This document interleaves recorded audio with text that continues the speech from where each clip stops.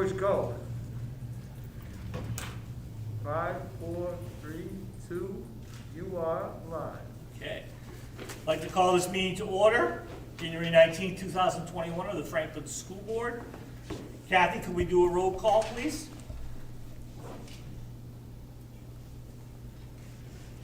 You're muted, Kathy. That's many times. There you Tim go. Dow, Yep. Maureen Obie, Yep. Delaney Courier, Here. Deb Brown, Yes. Cecile Cormier, Here. and Christy Martin.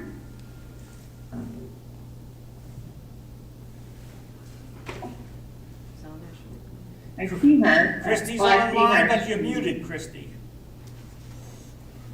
Here, Thank you. I'm here, just Yeah. Is there anybody else I'm gonna there stay that off video. My cat. Maureen Obie's here. and I said her, yep. Okay, great. That's everybody. Thank you, Kathy. You're welcome. All right, if we could all stand to salute the flag. I pledge allegiance to the flag of the United States of America and to the republic for which it stands, one nation, under God, indivisible, with liberty and justice for all. Kathy, could you go through the meeting postings, please? Sorry, I keep unmuting myself. All three schools, the city hall, the website, and the library, extensive library as well. Excellent, thank you very much. You're welcome. Okay, at this time, I will entertain a motion for board chair. I'd like to make a motion for Tim Dow as board chair. Motion made by Debbie Brown, is there a second? Second. Second by Cecile Cormier. Are there any other motions? Kathy will do a roll call vote, please. Tim Dow, I'm going to abstain. okay. Maureen Obie, Yes. Delaney Courier, Yes. Deb Brown, Yes. Cecile Cormier, Yes. and Christy Martin. Yes. Congratulations, Chairman Dow. Thank you. I'll turn it over to you. All right, this time we're going to take nominations on the constitution of the board for a vice chair. Do I have a nomination for vice chair? Delaney Courier? Okay, I have a motion for Delaney Carrier. Under Robert's rules, we do not need to have a second on nominations. Do we have any further nominations? Okay, see no other further nominations. I'll take a roll call vote for Delaney Carrier for vice chair. I'm sorry, Tim, can you tell me who made that motion? Yeah, that was Deb. Okay, thank And you. just so you know, under Robert's rules, Kathy, when we do the reconstitution of the board, you don't need a second on nominations. Oh, okay, perfect. Thank you. Tim Dow, Yes. Maureen Obie, Yes. Delaney Courier, Stay. Deb Brown, Yes. Cecile Cormier, Yes. and Christy Martin. Yes. Passes unanimously. Delaney Carrier is the vice chair of the Franklin School Board. I'll now take nominations for treasurer. Have any nominations? Go ahead, Cecile. I nominate Debbie. Okay, so Deb Brown's been nominated by Cecile as treasurer. Do we have any additional nominations? Seeing no additional nominations, I'll close that and ask for a roll call vote, please. Tim Dow, Yes. Maureen Obie, Yes. Delaney Courier, Yes. Deb Brown, Abstain. Cecile Cormier, Yes. Christy Martin. Yes. That passes unanimously. Deb will continue as our treasurer for the Franklin School Board. Okay, that concludes item number 2, which is the reconstitution of the board. We now move on to agenda item 3. This is public participation. Kathy, just so you know, I have nobody at the high school within the cafeteria for public participation. But I will open it up in case there's anybody online. I will just say that I give 3 minutes per person on public participation, and I try to give no more than 30 minutes for this portion of my meeting. But I also have a public participation at the end for anybody who may not be able to participate on the first public participation. I know we have one email that came in to Superintendent Legallo. That email was also sent to me and was asked to be read tonight, so Superintendent Legallo will be reading that email that came from a citizen of Franklin. Okay. Hi, Tim and Dan. Just wondering if the school board will reevaluate the spectator policy for basketball. Our son has been playing basketball all summer and fall around New England with effective protocols in place to protect players, officials, and spectators. Not one outbreak has been linked to zero-gravity basketball tournaments in New England, likely due to these protocols. He continues to play in the Cap City Winter League. We are now in week 7. Again, with successful protocols for limited spectators, I feel as though a little research should be done to make a more reasonable decision instead of the easy decision. Some schools have even been creative and instituted regulations like 1 parent per or guardian per player, 10 parents per team, or even hometown team parents only. FMS has more than enough bleacher space to accommodate this process safely. I would be happy to share more details of the protocols other basketball entities are having success with. I encourage you to discover solutions in lieu of the board no spectator stamp. Best, and that's from Ryan Pelletier.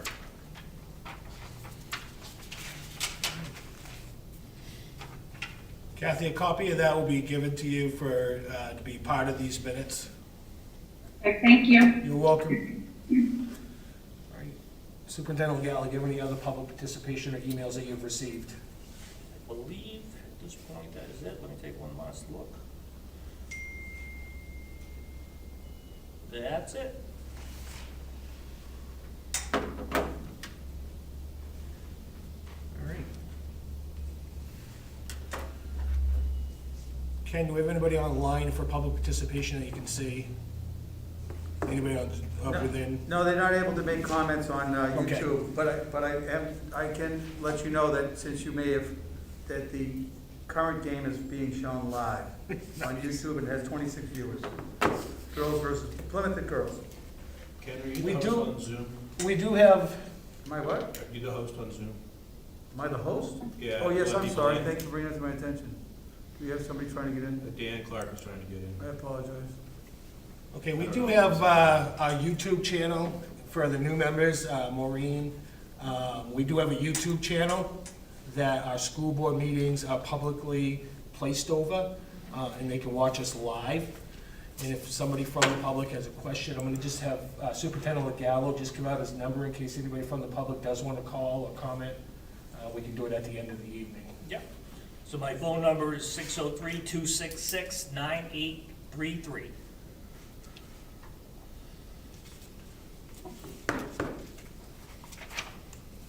Okay, so that way there, Maureen, just kind of keep you up to date on, so anybody from the public can call in or send a message to Superintendent Legallo.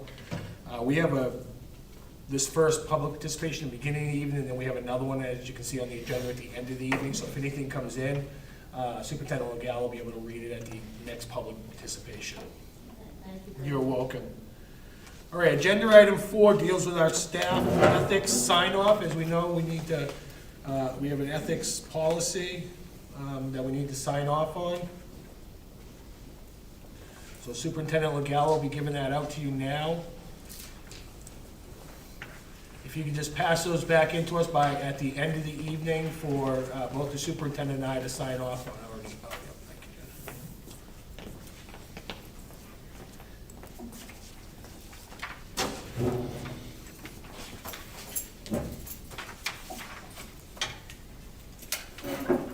Go ahead, Cecilia, yes. Is there,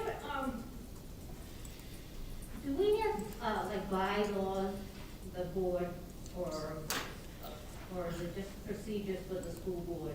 It's, The question I have is there any, requirement of attending meetings, and if you miss so many meetings that you have to leave? well, you can't, we do have a policy on it.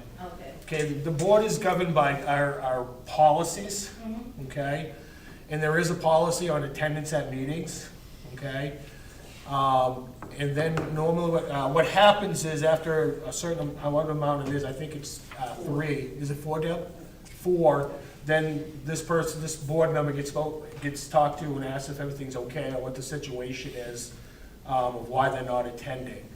We cannot remove anybody who's an elected official, Of course. okay, from the board. The only way that can be done is if there's some kind of crime that's been committed or whatever, and then, then it would have to be, there's a procedure that has to be followed. But for not showing up for the meetings, we can't remove someone. The most we can do is speak to them and ask them what the situation is and if they plan on participating or starting to come back to meetings again. But what we follow is our policies through the school board. It both governs the school board and the school district. Okay, thank you. You're welcome. Most of you have seen the school board members' ethics policy. I know Maureen's already signed off on it. Reverend Carter, Glenn Carter, who is also one of our new members, has also signed off on it. If anybody has any questions pertaining to the school board members' ethics and what we have on our policy, which is in section B, code BCA, which is our school board members' ethics, was in our policy. If you have any questions or concerns, please reach out to the superintendent, and he'll be able to answer those questions. Okay? All right, we're gonna move on to agenda item 5. That's the reassignment of board committees for 2021.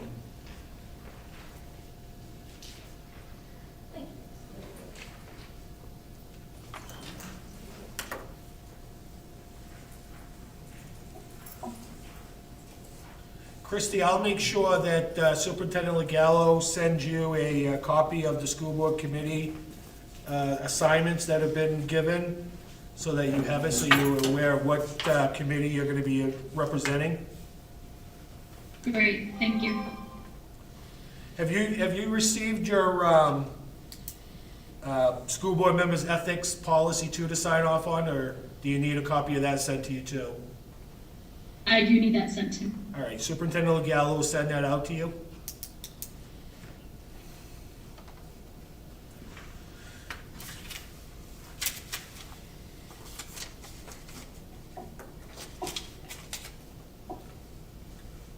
Can I just speak to these real quick? Yep, go ahead. So we will schedule meetings. I was hoping maybe at the end of this meeting, we could try to get some meetings scheduled. We haven't had a meeting pretty much since the beginning of December because of the weather we had. All of our meetings in December were postponed. So if we can all hang out for a couple of minutes at the end, maybe we can get some of these meetings scheduled to get them in January. That would be great. Didn't Paul resign? Paul Doucette? Yeah. No, He didn't? we have not received anything. Oh, okay. I thought that last letter saying that in December or November, that he was not going to move forward. No, I don't think so. Okay, so a copy of these committees will also be forwarded to the city so that the city has it, they're aware of what school board members sit on what committees.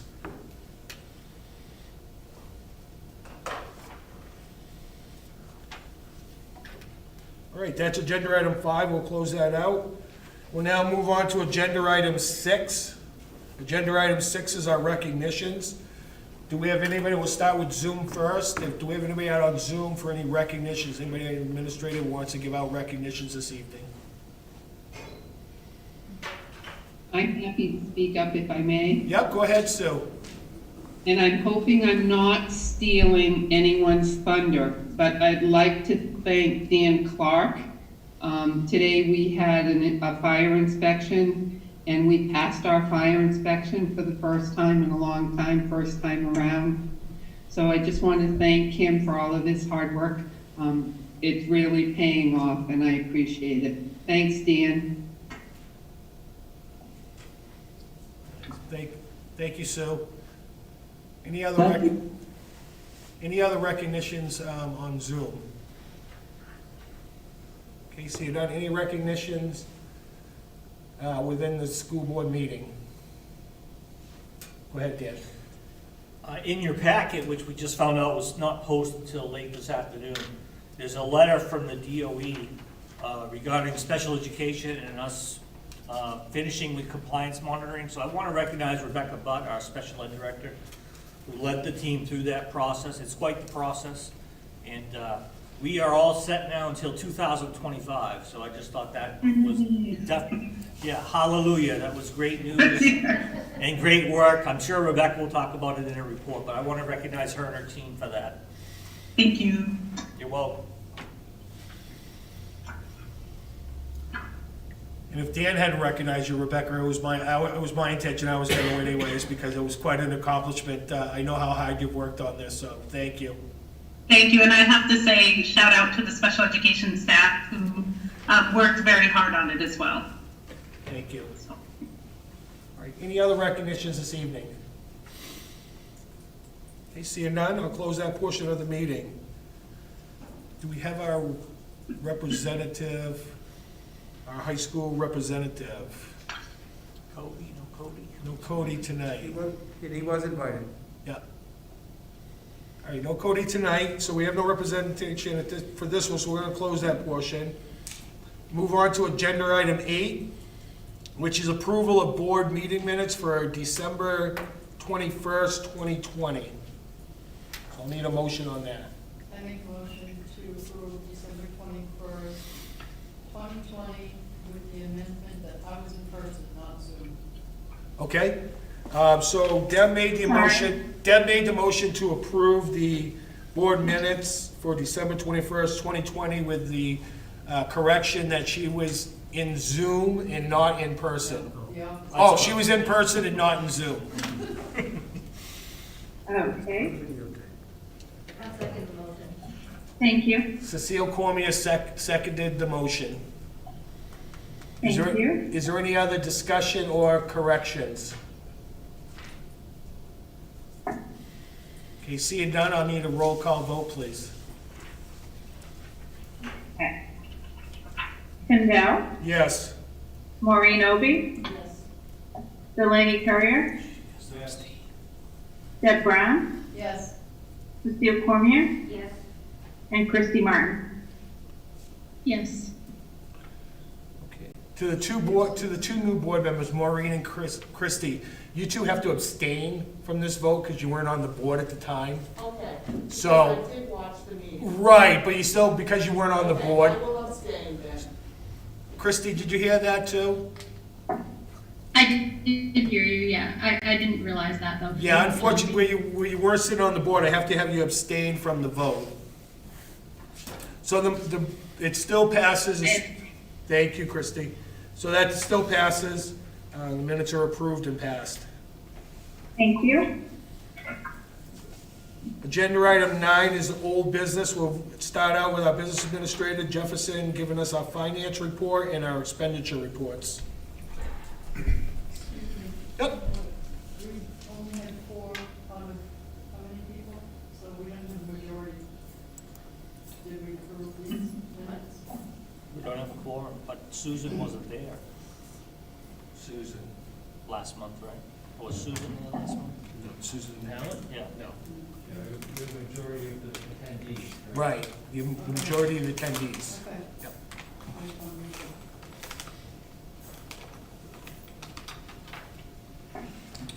Tim, Yeah? it's really difficult to hear the other side of the room. Okay. Deb just brought up a point of order. She wasn't sure if we had the quorum, the majority to pass the minutes, but we do because it's a majority of our board members that are present with us tonight. Okay. Okay? So that was, she was just bringing up the point of order. I would just remind every board member, you know, you gotta speak up a little loud so Kathy can hear you, so we get our minutes correct. I know it's difficult, well, we're trying to do the best we can with it. All right, so we're gonna move on now to Jefferson, given the administrative finance and expenditure reports.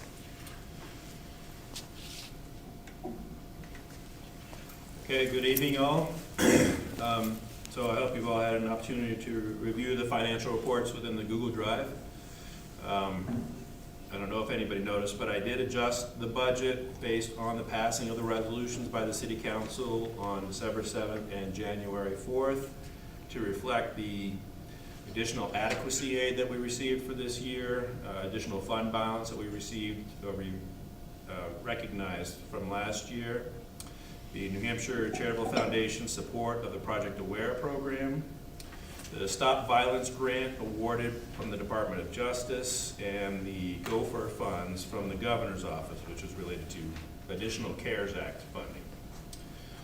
This will now show that the budget is 93.24% currently expended and encumbered at this point, which is a drop from the previous month due to those new available funds.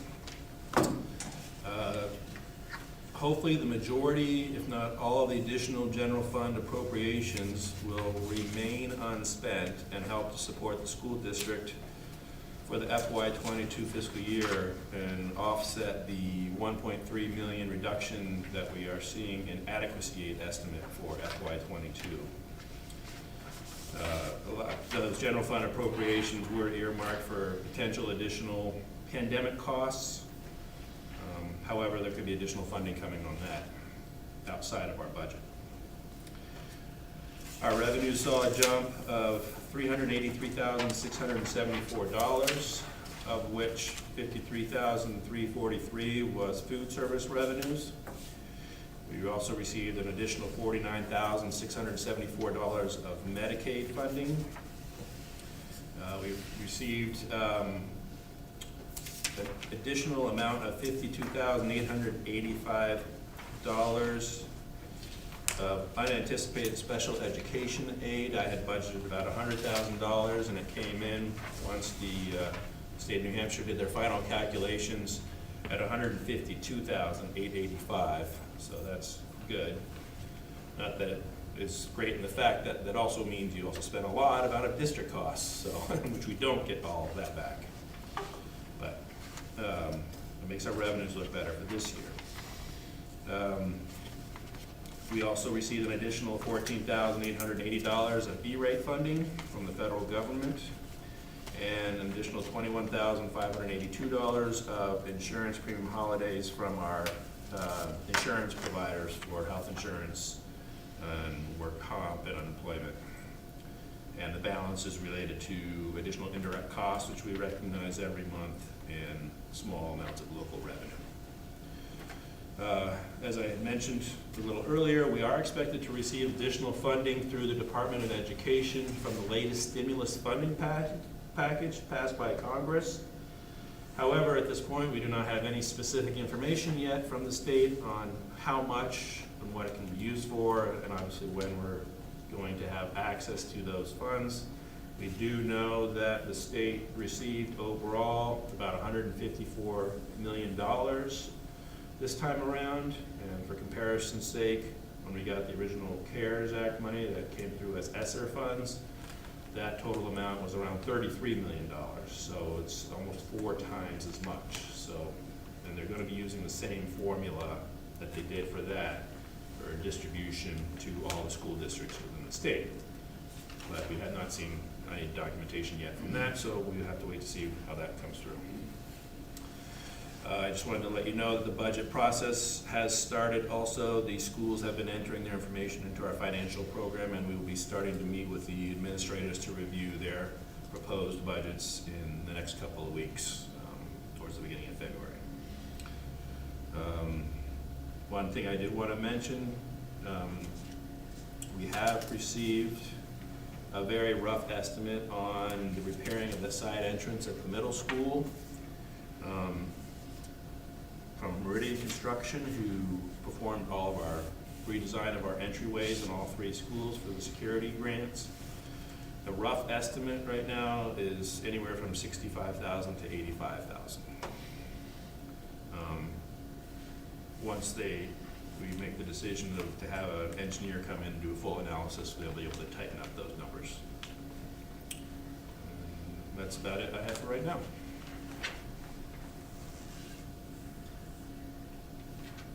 Are there any questions? Go ahead, Deb, for Jefferson. Under the E-rate funding for the additional monies, what were they tied to? So E-rate is related, our funding that we receive from E-rate is based on our expenditures for internet costs. Okay. our So internet it's based costs- on free and reduced numbers, Yeah, and then how much we spend. We send every quarter copies of our invoices to our third-party E-rate company that handles all the filings for us, to the USAC it's called, and they submit what's called a bear to the federal government to get reimbursed for a percentage based on our free and reduced numbers of our costs related to having internet access. and how is the reduced numbers being utilized where it's all free right now? Is this for last year's? Yes. Based Yep. on last year's numbers? Yes.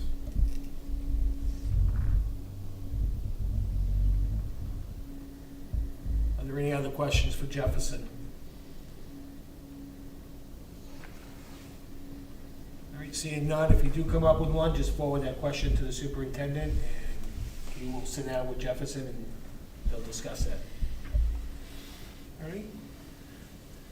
Okay, also under old business, now the financial report and expenditures committee reports, we won't have any committee reports. We haven't had any due to the holidays and everything, and now we've had the reassignment of committees, and as Superintendent Legalis discussed, we'll start scheduling meetings under the new school board committee committees. All right, we're gonna go on to agenda item 10, which is our new business, which we'll start out with update from our superintendent. Okay, thank you. So we are still in a hybrid situation at all three schools. Fortunately, we have had school every day since we came back from the holidays. You know, we continue to monitor cases in the community and here at school with staff and with students. But fortunately, knock on wood, we haven't had to have any schools closed down, which has been wonderful. We're hopefully past the holiday surge they kept talking about. And hopefully things will continue to move in a positive direction for us. Just for our new members, the hybrid is on Mondays, we are fully remote at all three schools. And then on Tuesdays and Wednesdays, we have our cohort A kids, which is our A to K students. And then on Thursdays and Fridays is our cohort B students, which is our L to Z students. We've been in this hybrid situation since the beginning of school. We do revisit this every month with the board to talk about whether or not we're looking to make any changes or not. Usually I make recommendations as to where we're at, how we're doing. At this point in time, with the number of cases that are still out there and where we're at with community spread, I'm not recommending that we make any changes for January to February. And then the only other thing to share with you, once again for our new members, is we are getting out of school 1 hour early every day to be able to provide extra time for our teachers to deal with the remote aspect of working with students and for extra planning, because our teachers are doing both in-person and remote learning simultaneously. And they're doing yeoman's work by doing that. So I give them all the credit in the world for what they've taken on this year. Delaney. The flashing lights still aren't synced to the new release schedules, at least on the west side. Which side? Because I know this one's all set, because I saw it this morning. On But the bridge over that. oh, the bridge, okay. Well, we'll talk to the facilities director. We were so excited because we finally found the key, Delaney. After you asked about it. Yeah. We found the key and they were able to I can text. break into it for you if you want. Yeah, no, they found the key, so that was good. So we'll look, with Jefferson and I will look into that and get that fixed. We decided to run it all the way up to 2:45 because the staff and everyone is still here, so we wanted to run it that other time, but anyways, okay, moving on. Hold on a second. Delaney, I don't know if you heard that, Kathy. Delaney was asking about the flashing sign on the west side of the building not working. Honestly, I don't know. Is it flashing at all just at wrong times? Is it west side of town that you're talking about, right? Still on the old, Schedule. regular release schedule, it wasn't on the Where's that one located? Is it still on Central Street? It's just this side of the bridge. Okay. So there's some issues, Kathy, was what the lady was talking about, some issues with the flashing lights for when school's getting done or starting up for the day. There's been some issues on the west side one, but a key has been found for that, so Dan and Jefferson are gonna, probably with Dan Clark, will go in and address it. They both have been set. They have been set, Dan? Yes, they're both set to the times that Jefferson gave me. How Okay. long ago, Delaney, did you look at it? Because this just happened this week, so, Yeah, we didn't make it, so. okay. So So what's it might already be all set, if you want to take another look. Just- Send me just- an email. Just for board purposes, Yeah, just for please. board purposes, Dan, what do you have those set at? I don't have the numbers right in front of me. I know we set them, let me think. I don't know, Jefferson, do you remember what we wrote down? Yeah, I'm trying to remember. I think it was, I don't know. It's okay. Yeah, I have it on my desk at the school. Yeah, don't worry about it, I'll just have Dan, over the next couple of days, send it out to the board. Yeah. Yeah, if you want them changed, it's not a problem. We have access to them now. Okay, all right, we'll just have you give or Jefferson give those numbers to Dan, he can send it out to the board. Okay, thank you. Thank you, Dan.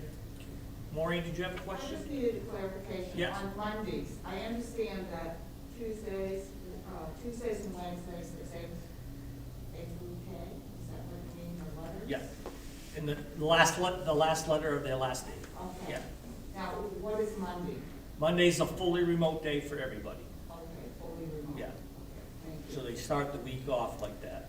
Okay, thank you. You're welcome. Okay. Did you hear that, Kathy, the question for Maureen? You're muted. Yes, You thank you. did? Okay, all right. Okay, next up is the New Hampshire Hunger Solutions Hannaford Food Pantry Grant. We've been talking about this for quite a while.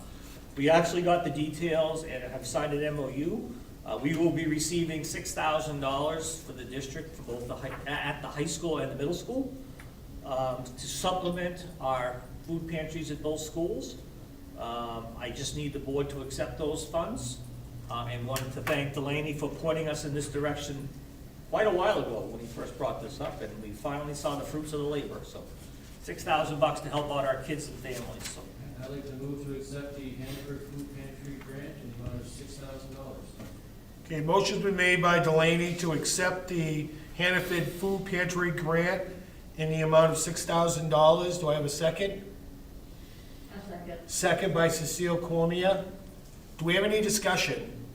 Yeah, I'd like to ask, Dan, is this, is this a one-time thing, or are they planning on having this being a rolling program?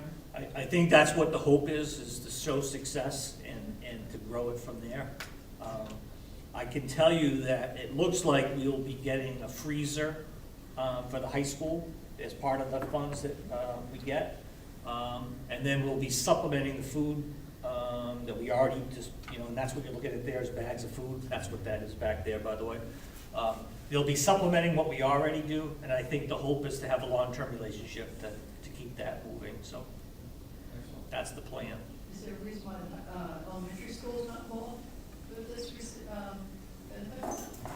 I don't know why we didn't include them at the beginning. They don't typically do the type of distribution that the middle and high school do, which is why they might not have been part of it at the beginning, but it's certainly something we can expand to.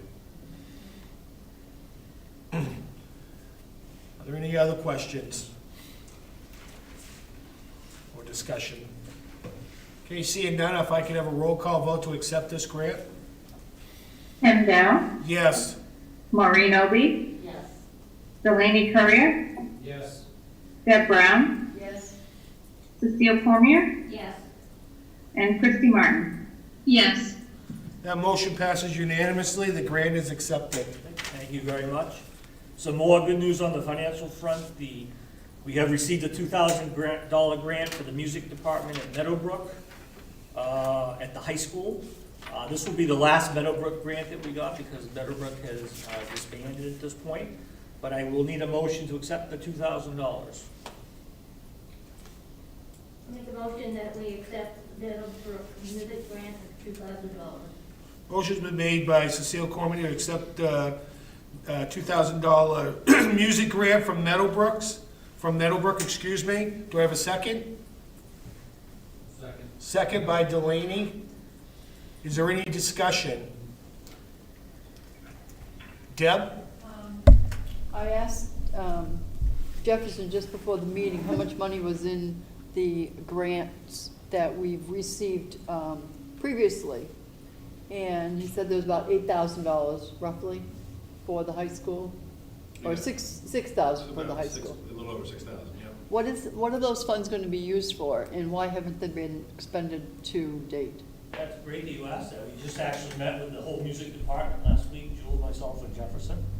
They actually have about $20,000 when you combine all the grant information. We had quite the meeting. We talked about different things that they might want to consider. And it looks like the high school is going to spend between $15,000 to $17,000 to upgrade all of their instruments and what they have for equipment. That will still leave us about $6,000 or $7,000 to supplement the elementary and middle school. When I met with them, I talked to them and said, money in the bank doesn't help students. So let's think about what we need for our kids and let's get it for them. So that's what we talked about, and that's what's going to happen. So then we will not see those types of purchases when the budget process gets going, and, you know, we're looking at areas that we have to, you know, kind of be real conservative on. Yeah. Okay. Yeah, yeah, we were pretty clear with them about that as well, so. They were pretty pleased to be able to take a look at that money and to be able to upgrade what they needed to. It was a good meeting. Any other discussion? Okay, seeing no other discussion, if I could have a roll call vote on accepting this $2,000 grant. Endow, Yes. Maureen Opie, Yes. Delaney Courier, Yes. Deb Brown, Yes. Cecile Cormier, Yes. and Christy Martin. Yes. Motion passes unanimously, the grant's accepted. Okay, thank you. Okay, next item is our bus contracts. We are in the final year of our regular ed bus contract with First Student. So we reached out to them to have a meeting. They had actually reached out to us about a month or so ago because they're interested in picking up our special education transportation for next year as well. So Jefferson, Rebecca, and I sat with them last week to talk about different ways of going about this. The contract calls for them to give us a 1-year extension, a 2-year extension, and then we talked about the special education piece, and we said, why don't you roll a 3-year program together with both special ed and regular ed combined. So they are in the process of putting together several different prices for us. So typically what happens is these would then go to the finance committee, and the finance committee would make recommendations to the board. It's also something that the board needs to decide about whether or not it's something they want to put out to bid. We have put this out to bid in the past, and they have been the only bidder. So my recommendation to you would be not to put it out to bid, but to work with the current vendor in the hopes that the combination of the special education and the regular education transportation combination will have them provide us an excellent price based, instead of the separation with 2 different companies like we currently do it. We don't have any figures, we just met with them last week. I wanted to put this on there for discussion because if there was gonna be a bid, it would be something that we would need to be thinking about doing now. And our contract calls for us to have these conversations before February, so that's why we're talking about it tonight. Go ahead, Deb, go ahead. Yeah, on their current contract, I noticed when I reviewed it probably 2 years ago, that the fuel is separate from the base, I'll call it. Is that going to be the same? Are they proposing it that way as well as combined? Technically, we actually provide the fuel through us because we have our, we get key fobs or fobs from the Department of Transportation through us that they use to fill the buses, and then those invoices come directly to us. So it's not like they're charging us a particular rate. We're paying the state rate on fuel. So it's not a separate contracted piece necessarily. Okay. The same reason with our maintenance department, when we fill up our trucks or the tractor and all that stuff, it's just whatever the state, at the state fuel shed is charging for fuel's costs. And how is that fuel rate determined?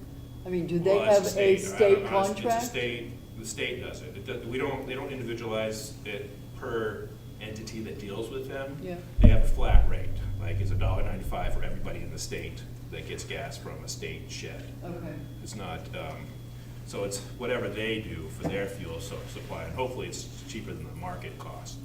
Is that rate set like monthly or annually or quarterly? Honestly, or- I haven't investigated that, but I can reach out to the Department of Transportation and determine how they figure that out. I would just be interested to know if it's how. I'm sure it's based on market fluctuations like you would at any fuel Right. station. But how often do they adjust it for that fluctuation? That would be one question. One of our biggest challenges right now is the shed that we normally go to over here.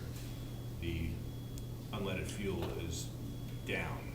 So we've had the option of either going up to New Hampton to fill up, because that's the closest other state shed, or getting it locally, which I've worked with Dan Clark and for us to get it locally for our facilities trucks, because they're the only ones that use regular gasoline. Yeah. Because the cost of the amount of fuel that you're gonna use to run up to the New Hampton shed isn't worth it, especially in the winter time when you're trying to plow the schools and stuff like that. It just doesn't make sense to drive. And have you been able to contract with a particular vendor of one of the things to get the gas out at a cheaper price? We've just been going to the local gas stations. Okay.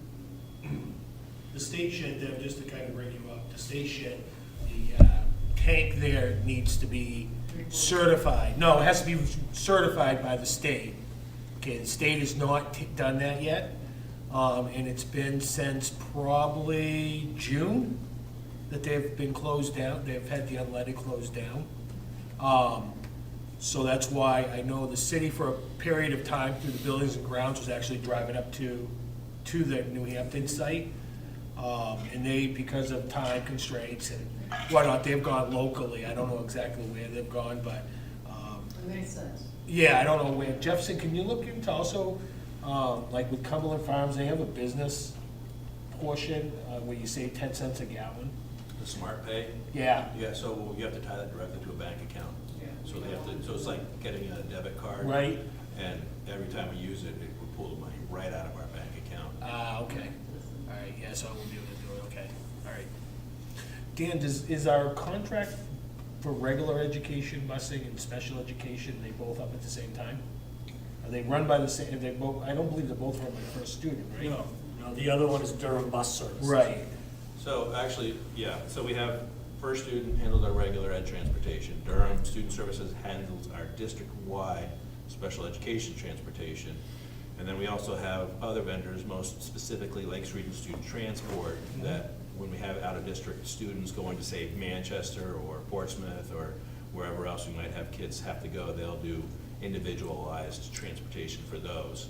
First Student has mentioned during our meeting that they are looking to take over all of that, which could be beneficial for us on a cost basis, especially with those individualized out-of-district children that can cause cost, depending on where they're going, upwards of $600 a day Right. in transportation, so.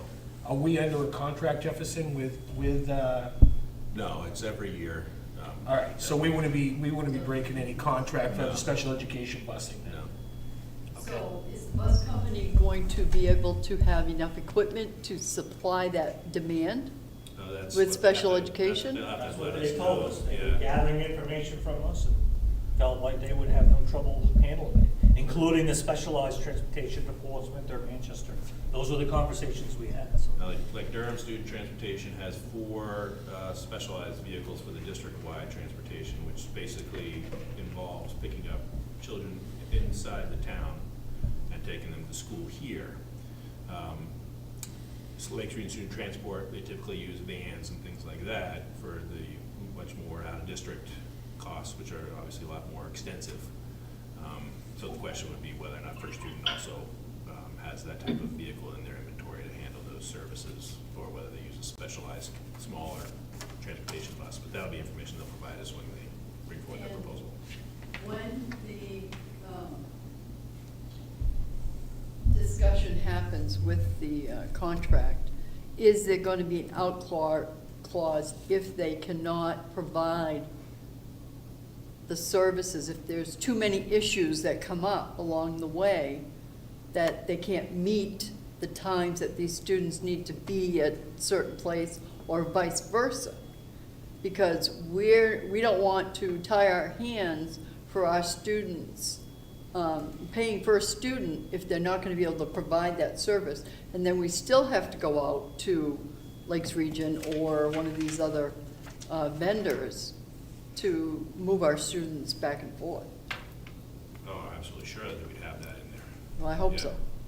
That would be a concern that I would have, Yeah, that I mean, that would- once we put it in a contract, we're bound by it, and if it's not working the way we want it, because we know that there has been problems in the past with the buses being on time, being, as things that happen. I mean, things do happen.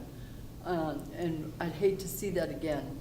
Well, I guess what I would say, in the last 2 years, most of our bus issues have been special ed bus issues and not the regular ed bus issues. So we've been fortunate, they've done really well by us.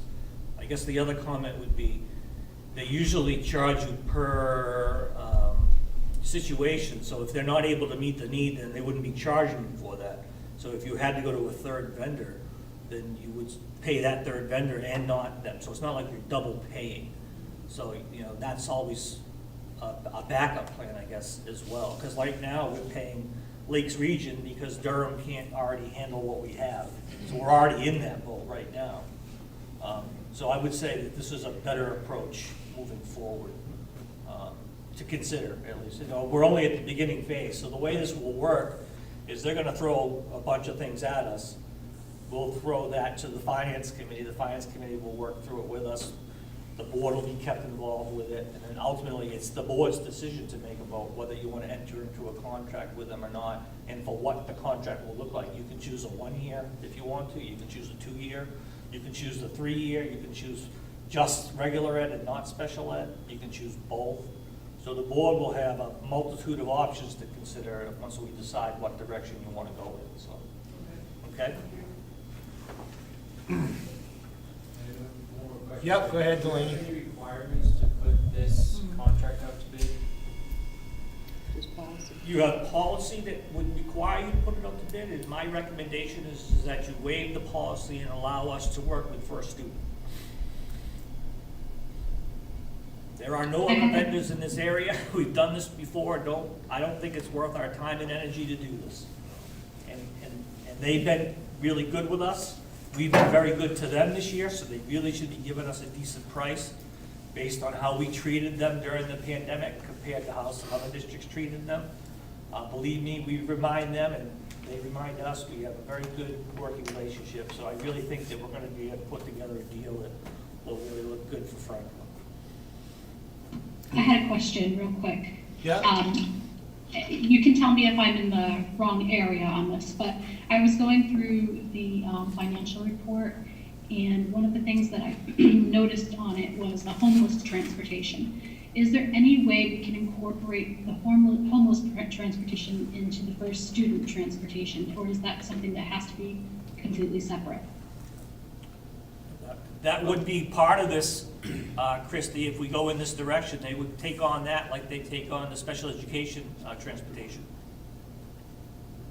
And can I speak to that for a quick second? Yeah, hold on 1 second, Rebecca. I just want to make sure Okay. Christie's done. Oh, sorry, thank you. Yeah, no problem. Christie, No, I'm finished. That actually answered my question. Thank you very much for clarifying. all right, thank you. Go ahead, Rebecca. So currently, when need comes up, whether it be homeless or special ed out of district, we have about 3 or 4 different vendors that we reach out to. Lakes Region Transport is the one that we most often work with because they're local and they usually have capacity. When we met with First Student, one of the biggest differences in that type of transportation is they don't charge per kid. They have a set rate. Right now, we're in situations where we have 4 kids in a bus or a van or whatnot, and we're paying for each individual child. So it becomes expensive. So that was something that I think I'm excited to see what numbers look like for that, because that would be a big cost difference in the district's favor. Thank you, Rebecca. Christy, does that help you out a little bit too with Rebecca's explanation? I think that that's fabulous. I think that it's great that we could possibly go in the direction of using the first student instead of the Lakes region, because it will definitely save us some money, I think. All right, great. Thank you, Christy. Go ahead, Deb, you have more questions? Do we have, do we use the grant, what is it, Title II or Title I that has homeless funds? Title I. Title I? Would be, we'd have to look at the situation whether or not we can use transportation within that grant to cover. Okay, The problem is, we usually have that entire grant already budgeted for other things. okay. We do have a homeless set aside on that, generally related to supplies and the services, yep. Do do we pay parents to do the transportation? We As do have it's some cheaper with the situations, yes, 50? we do. We've had that situation where parents will transport the children. I think we had a situation where someone was transporting from Littleton last year. So, yeah. Because sometimes it's cheaper to pay by that cost than, Yeah, if the they're able to- mileage. If they're able to do that, then yes. Yep. Any other questions dealing with transportation? Deanna, go ahead. Just throwing out there, I don't, actually, I was double checking because I was pretty sure, but I wanted to be sure, so I just looked it up. You can't use Title I for transportation, for homeless. We're almost okay. Yeah, you cannot do it. I just wanted to be sure before I said that, but yeah. I'd like to add one more tidbit to this. Okay, go ahead, Rebecca. So another thing that we're doing, so homeless is one piece, but we also have kids who are placed, let's say, with a relative foster placement. So we are responsible for that transportation, let's say to or from Belmont or whatnot. What I've started doing, and we've had 100% agreement from DHHS, is having them pay half of that cost. So currently we're cost sharing for students in that situation. But that type of transportation would just be another type that we would utilize, let's say, first student for, if that's who we went with. Thank you, Rebecca. And also to add to that, also homeless transportation is split between the sending and receiving districts. Are there any other questions for transportation for Dan or Jefferson or Rebecca? All right, so Dan will get the information together, we'll set up a finance committee meeting, and then we'll have discussions, and then hopefully have a proposal back to the board. Go ahead, Delaney. Should we move to waive the bid requirement policy for the bus contract and engage First Student for our universal bus service for the next 3 years? I wouldn't put a time limit on it, if you want to make the motion, Delaney, I would put a time limit on it, because we're not sure what the contract will look like. I would just make it a generic motion to waive waive the policy on the bidding process for first student. If you want to make that motion, you can. Move to waive the bidding requirement policy for the bus contract and engage First Student. So motion's been made by Delaney to waive the bidding policy and engage in a contract conversation with first student. Do I have a second? I second that. Second by Christy Martin. Is there any further discussion? Seeing no further discussion, if I could have a roll call vote on that, please. Tim Dow, Yes. Maureen Opie, Yes. Delaney Currier, Yes. Deb Brown, Abstain. Cecile Cormier, Yes. and Christy Martin. Yes. That motion passes by a 5-0-1 vote. We will waive the bidding policy for our bus contract. All right, to be continued. Next up is our budget timeline. We are beginning the budget season here. So in your packet, is the Excel spreadsheet with the budget calendar. So we are at that point in time where all of the principals and department heads have just about finished up submitting their initial proposals to us.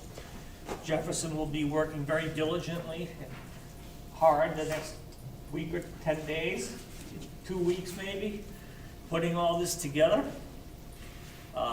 So I just want to make you aware of some of the points in time and let you know some of the dates of the meetings in advance so we can try and keep our calendars open. So February 5th is the day that Jefferson and I and Jewel will be meeting with all of the administrators, where they'll make their pitches to us about the funds that they're looking for.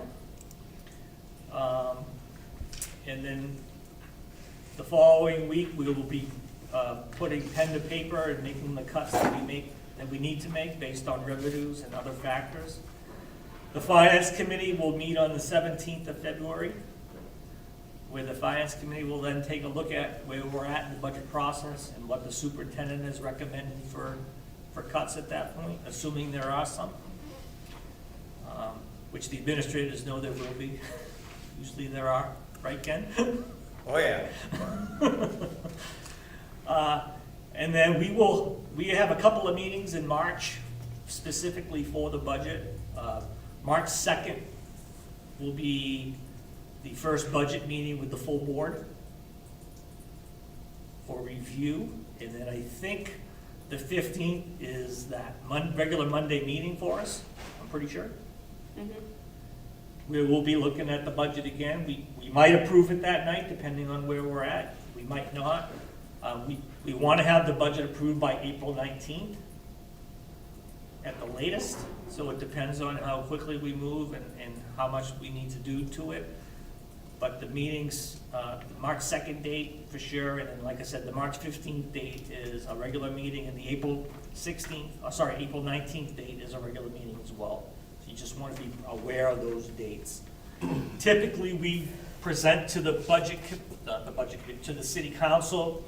We're one of the first departments in the school, or in the city, to present. We usually do that in May in a typical situation. I'm not sure what situation we'll be in this year. Last year, we didn't do it till, I don't know, end of June? Yeah, End of June. it was late. Really late because of the COVID situation. We typically try to get from them by May 14th a bottom line number, so we know if we have to lay off any staff or not. I'm hoping we're not going to be in that situation this year, but it's possible with the $1.3 million deficit. We're hoping that some of these COVID funds will help prop that budget up, but only time will tell. But that's why the May 14th date is on there, because we have to notify staff by the 15th if we're going to lay anybody off, just so you know. And then the city council can take it up in June or July. They have till maybe the middle of July to decide on whether they're going to pass the budget or not. Let's hope we don't have to wait that long to know. But that's what this calendar is for, just so you get a sense of how this process works out. We will keep you posted. But the next step for the board would be that finance committee meeting that we'll have on the 17th of February. I don't know if there's any questions. The finance committee prior already approved this calendar. We looked at it together and it was approved, so that's what we'll work from. Any questions on that? Everybody good? All right, the infrastructure grants. The infrastructure grant for safety was a grant we received from the Department of Ed. All districts got it from the Department of Ed to make safety improvements at the 3 schools. We worked very diligently on this for a couple of years. We closed it out at the end of December. I'm going to turn it over to Jefferson so he can do a kind of final synopsis with you about where we stand and what we've got accomplished. And this would probably be the last time we talk about this grant. It seems like we've been talking about it for quite a long time, but this is kind of our last report out. So go ahead, Jefferson. So the school district was awarded 3 different applications for the infrastructure security improvements for the district. The first one was for general security to the district. In that grant, the things that were taken care of were adding surveillance cameras throughout the district, inside and outside the buildings. We also added the bollards, and later on, just recently, security fencing at all 3 schools. I think you probably have noticed it, the wooden guardrails that are probably around all 3 schools now. If you care to tour the facilities, you'll see those up. The primary reason for those came through inspections from Homeland Security to notice points of vulnerability if a vehicle were to drive, say, across the lawn and, say, come at these windows right here or any first floor windows. And that was assessed at all 3 buildings, so that was the point of building those wooden guardrails like we had on the field side at the back of the high school here to match all of that stuff. The bollards were specifically located at entrances that were potentially vulnerable to vehicles coming through. We also did a rekeying of interior and exterior locks at all 3 buildings. We also applied ballistic film to the windows of all 3 schools. And then we purchased a bunch of walkie-talkies to help our communications throughout the district, especially during any kind of drills that we had to perform. Also with communicating with the city, fire department, and the police department. So that's the one grant, which we actually closed that one out at the end of December. All the grants had to be completely closed out and completed, all the projects, by December 31st of 2020, and that is if we had requested an extension, which we did on 2 of the grants. The second grant was for us to replace all the phone systems in all 3 schools to an internet-based phone system that allow all the schools in the districts to communicate within the same system. So like we wouldn't have to call a phone number to reach anybody at the elementary school. We just have extensions. They're all 911 compliant, right down to the room also. So if something happens in any particular room and someone calls 911 from that room, that information will be provided to any emergency services so they know exactly where in the building they need to go. And that was closed out 2 years ago. The final grant was the entryways, securities grant. All 3 schools had their entryways redesigned to provide additional security protocols such as double, or in the case of the elementary school, triple entry requirements. Each set of doors has to have access provided by somebody in the office or a key card that staff members can use to enter the buildings. There's also cameras set up so that you can see who's coming into the building by the office staff, and the office staff are protected behind ballistic pass-through windows, so there's no issue of them gaining entry through those particular locations. So all 3 buildings had those entryways put into place. And that's pretty much it. I mean, that's a basic rundown of the projects that we had in place for security updates to the school district that was helped to provide through security grants from the state of New Hampshire. Anybody have any questions on that? Do we have, it seems to be that we had about 100,000 left that we did not expend, is that what? Well, less than that. Because I'm seeing 78, 2,600, and 25,000. Well, so the entryway grants, yes, the 25,000 is what you're looking at. Okay. And also remember that we are responsible for 20% of all those costs. Right. So the entryway project, which was very specific to those entryways, we were able to accomplish it for $473,000, I believe. So we didn't need the entire funds to complete the project. Okay. Obviously, we did have a lot left over on the first grant. That was the big one, not dollar-wise, but the initial grant. Part of the reason why there was a lot of money left over was because the way the grant was written, the projects, and we actually added more to it, were overestimated significantly on what their costs would be. Okay. So that's why we ended up, the actual specific individual projects within that grant came in a lot less, which actually did allow us to do that additional security fencing once we had that Homeland Security inspection and pointed out the vulnerabilities that we had in those. So we were able to say, oh, we can do that too, and add that to that. And I actually emailed and communicated with Homeland Security to verify that we could use that application to cover that particular cost, because it wasn't specifically addressed in the original application. So, and obviously the phone system, the cost of the phone system was what it came into when we used integration partners to bring that in. It was able to come in under the total cost of that application also. Thank you. You're welcome. I just, go ahead, Delaney. A lot of this work was based on an initial assessment, correct, of our vulnerabilities? I believe so. Yes. Yes, I was, yeah. I wasn't here when that happened. Can you discuss at all any items that might be left on that initial assessment that were not able to be addressed by these grants? There are things that we could probably do if we want to, but that would also be 100% our responsibility as going forward, so we can certainly address those items. I think there's potential, maybe additional cameras we might want to put in certain locations. But as we go forward, we'll look at some of those situations that present as a security issue, and further review of any Homeland Security assessments that we've received to see if there's anything else that we want to address as soon as possible. Will Homeland Security be doing a review after the completion of what we've done? To see That's up to them if they want to do that. We have to maintain information on file, pictures and such like that, and all the invoicing. So if they choose to do an audit of these particular grants, I'm not sure if Homeland Security will perform that or if it's the Department of Ed, because they kind of did it together. Amy Clark, the building aid director, I've communicated with her on a lot of this stuff too. So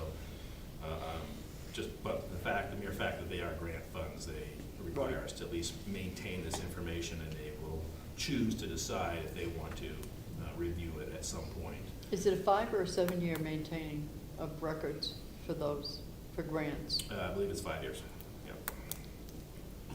Other federal grants actually only 3 years. But this is a state funded, it's not federal funds. I know myself, one area, and I've mentioned it to both Dan and Jefferson, that I'd like to see us take a review at and somehow try to fund it, is there's 2 cameras that were unable to be put into the middle school that I feel that are necessary. They're blind spots that lead into the bathrooms on the first floor and second floor, if I remember right, Ken? Yeah, I think we're Jay's better than that. Jay, is Jay it on the knows first and exactly second what they floor, are. if I remember right? Yeah. Yeah, okay, so we're getting a thumbs up. Those are really the only 2 dead spots that we've come upon that Jay and Ken don't have cameras to be able to see. Okay, you can see the hallway, you can see this, the classrooms, this and that. But there's one, it's a cut-in area that goes into the bathrooms that you're unable to see anything. And if something major was to happen or whatever, that's gonna be a dead spot that you're not gonna see anything. We don't have cameras in the bathroom. Right, it would lead to the leading in, it would be in the hallway to the door area, and be able to see that whole area right there. And another consideration is our 2 staircases, our end staircases have no cameras. Correct. And that's something we've talked about too. Have any estimates been gathered for those when they were doing the initial area of all the other camera areas? No, they hadn't been. And we They were weren't. at one point trying to get that information from our camera company, but unfortunately, because of all the stuff that happened, since it was towards the end, we just never able to get that information from them. Do we need to sign this affidavit here? It's already been signed and submitted. Oh, okay. Yeah, everything was submitted because it had to be done before the end of December. Right. I did that at the December board meeting, and I got confirmation from Amy Clark at the DOE that the funds will be sent to us to reimburse us for their portion of it. Or any other infrastructure concerns or questions? Okay, next up, we talked briefly about this during Jefferson's report, but the middle school side entryway. We did get that estimate of anywhere from 65 to 85,000. We need to bring an engineer in to take a look and get that number more firm. We will need to talk about the ways to fund that. Certainly, we could think about funding it through the budget for next year and doing it in the summertime. We can talk about maybe doing it through the fund balance from this year. Certainly think about it maybe from the capital reserve point of view. The one thing we do know is it needs to get completed because they've given us the 1 year to make sure we take care of the problem. So that is something that, as we get more information, we'll be bringing it to you. That'll be another finance committee piece to talk about, which will then come to the full board for discussion as well. Delaney? Can we just get a quick update on what the issue is there that we're trying to address? Yeah, when they did their fire inspections, they, I don't know how to describe it, but there's some deterioration underneath the outside walkway. It's a fire exit from one wing of the building, and the deterioration is what they're concerned about. So it probably, I mean, I don't want to speak to exactly what they have to do, whether they're going to have to replace it or whether they can fix it. But it's something that's going to need to be done to meet the fire department's expectations. Jefferson.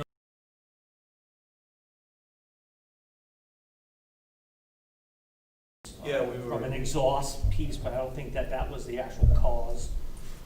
Yeah, I can speak to that. The original thought was that we have the exhaust from the boilers is right near there, so a lot of the steam coming off of it was kind of blowing in that direction.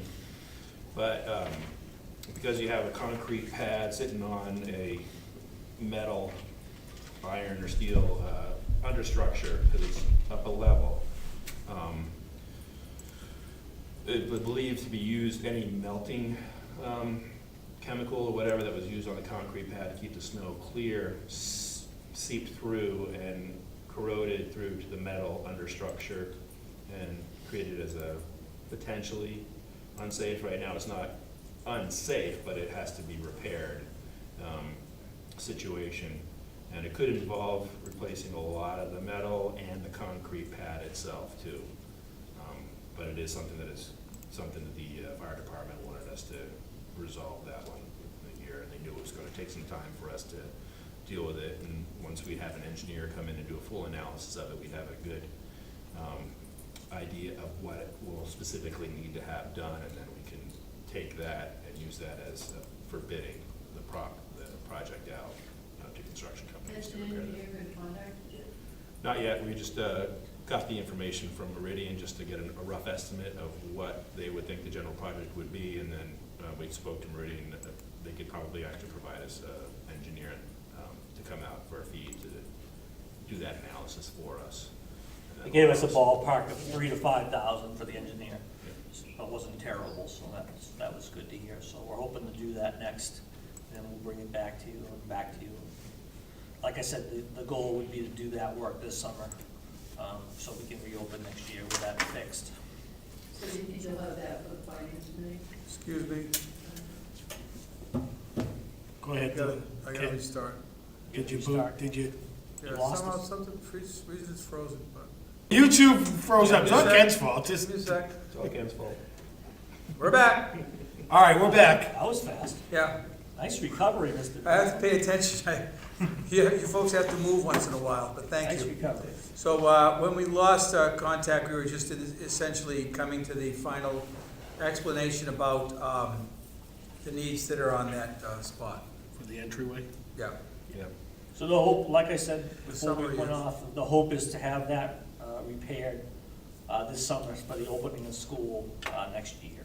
And to answer Deb's question, we'll reach out to Meridian and see how quickly they can get an engineer to us to assess the actual specific work that would need to be done. Yep. Hopefully by the next finance committee meeting, depending on when we date that. Okay, the next item for discussion is the high school schedule for 21-22. We've been talking about the high school schedule for quite a while, before COVID hit actually. Tim and I were having some conversations, and I know Carrie has been talking about it, and Tim's been involved since he joined the team as well. They have a scheduling committee that's been meeting. There's a lot of different issues we're trying to address at the high school. The most concerning is the performance issues. The student performance isn't where any of us want it to be. They're currently in a 4-block schedule. So in that schedule, the kids have 4 blocks a day plus an advisory block. The blocks are approximately an hour and a half long. They have the same classes for either 9 weeks or for a semester. So for instance, if you take Algebra 1, you have Algebra 1 for the first and second quarter. You take a whole course in a half a year. And you have that class every day for an hour and a half for that first half of the year. And then you get a new schedule for the second half of the year. And you take 4 different classes or 3 different classes, depending on what you sign up for. So we've seen lots of issues with that schedule. So that committee's been doing a lot of work. They're actually going to come and do a presentation to you next month. I have put in your packet what we will be proposing to you next month. I wanted to bring it to you early so you had time to know what it was and why we were going to be looking in this direction. Lots of schools do what they call a 4x4 alternating block schedule. So instead of having the same classes every day for a half year, you have an alternating block. So you have 4 blocks on a Monday, say, and then 4 blocks the next day where you take different classes. So every other day you're taking that class, so the classes do run all year long. So for instance, in my algebra description, you would have algebra on the A block day, and then on the B block, you would take your other classes, and then back to A the next day, you're back to algebra. So you're taking classes every other day. So we reached out to some of the schools that do the 4x4 alternating block, which is originally what everybody thought that we might want to go to, because then you have year-long classes instead of half-year classes. We're finding in most of those schools are struggling with that 4x4 alternating block as well. Some of the concerns are that the blocks are too long for kids. Keeping kids in class for an hour and a half on one subject is too long. So we put our heads together and talked about a 5-block alternating schedule. So we would have 5 blocks of time each day. Kids could take 3 or 4 classes and have one study hall or intervention time or homework time. And they have a lot of different things they could call it. But essentially, you would run an alternating schedule where on the A day or the blue day, or whatever you want to call it, you'd have 5 blocks where kids could take classes. And then the next day, you'd have 5 blocks where the kids could take classes. And they would take classes on an alternating schedule all year long. So in your packet is an example of what it would look like. The classes would be down to 72 minutes, so an hour and 12 minutes instead of an hour and a half, which still gives you a longer period of time than our old-fashioned 50-minute periods that most of us probably went to school and did with the 7-period day. That's typically what we've all done. They'd have an advisory block. They'd have the lunch block built into one of the blocks, so obviously the kids would have lunch. So essentially, kids would have the opportunity to take anywhere from 6 to 8 classes a year. I suppose they could even try to take 10. I'm not sure I wouldn't want anyone to do that, because I think that they would need time for support and whatnot. But it really opens up the schedule. It allows for more electives. We've already run it off of last year's requests, and we've shown that it can work, that we could offer more classes this way. It helps with pacing. So instead of cramming a whole year course into a half year, your year-long courses would be a year long still. You don't have these issues of, I take Algebra 1 my first semester of freshman year, and I don't take Algebra 2 or Geometry till the end of sophomore year, so you don't have a year in between your math classes, which has been a big issue. You know, and quite frankly, we have to make a change at the high school. Our performance is not good. It wasn't good before COVID. COVID has not helped us at all. You've seen some of the data, those of you who have been on the board. Tim and Carrie will have a lot more to say about this with their team next month. So this is for informational purposes only at this point. I want his committee and Carrie's committee to come and talk to you about and make the presentation to you about why we want to do this. So this is kind of your initial heads up that this is coming down the pike in February for discussion. But certainly you can ask any questions you want, because Carrie and Tim are here and so am I. So the lunch blocks are going to be 2 35-minute or 30-minute lunches? Is that how I'm reading it? Your lunch block is 30 minutes, so it depends on what you either have it at the beginning of the block, the middle of the block, or the end of the block. So do you only have you'll only have 2 lunch periods? Or like freshman, sophomore, junior? So we have now. Carrie and Tim, how many lunch blocks do you have built in? Is it 2 or 3? 2. Just 2. Thank you, just 2. Deb, there has to be, I don't have the schedule in front of me, but there also has to be like a 5 to 10 minute window in between for the cleanup, yeah. Yep.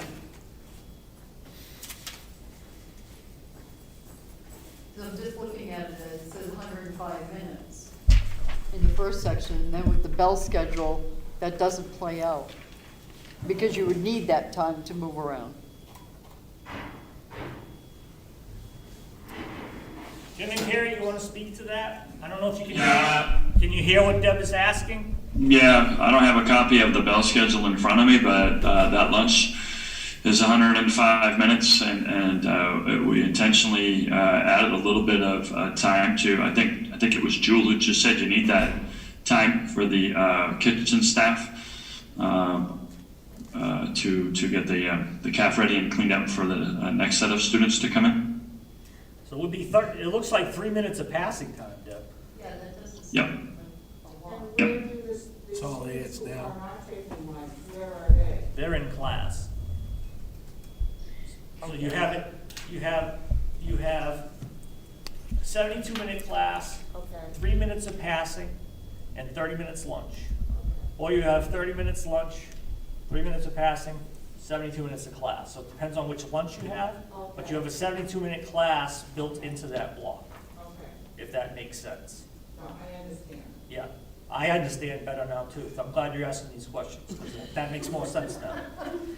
Well, I just wanted to Yeah. figure it out. Yeah, no, it does. The 3 minutes of passing time is what they built in on either end of it. Is that normally what you have for? I think that's what they passing time typically now? have, yeah. It is, yeah. Yep. So the hope is that this helps with what we've been talking about, which is some of the high failure rates that we have, especially with our freshmen. They'll also be talking to you about a freshman academy approach that they're working on. That'll be coming later this spring. You're gonna hear more about that, because we have to address the issue we're having with our freshmen and the high rates of failure. And then we're hoping that this also addresses the lack of electives and the high dropout rate that we've been talking about for the last few years, because that dropout rate has been going higher, it's not going down. So we have to make these changes, we have to address them. We're gonna keep getting what we get if we don't make significant changes. And this is a significant change. And there's a couple high schools in the state that have gone to 5-block schedules we heard about. And what I said to Carrie and Tim is, when they were looking at the 4x4, I said, do you want to go to a 4x4, which a lot of people are doing right now and saying isn't the greatest? Or do you want to really be the cutting edge, you go to a 5x5 and because that's what people are talking about. And Tim and Carrie, they worked it out, they looked at it, they took all the data from last spring signups, they dumped it into the schedule and said, oh my God, this will work, it'll add electives for us, which has been a huge issue we've talked about. So. Yeah, that 5x5 works out much better than the 4x4 ever could. What type of electives would we need to fill those, and would we be able to fund them? See, that's the thing, I don't think you need to fund them, because you open up now the ability for teachers to teach an extra class, because you shorten the period. They can teach another class. So if you schedule properly, you know, so you look at what kids are signing up for, you're able now to run, you know, maybe one last section of algebra, say, so that math teacher could teach whatever that math elective might be that we were never able to fit in before. English could do the same thing. And there's a lot of electives that we've had in the past that we've had to cut out because we haven't had the space for them, so it would be bringing them back. So it's not creating a lot of brand new, it's bringing back some things that have been lost. So a lot of those materials and resources are already there. They just aren't currently being used because we don't have the space to offer all of them because of that 4x4 restriction.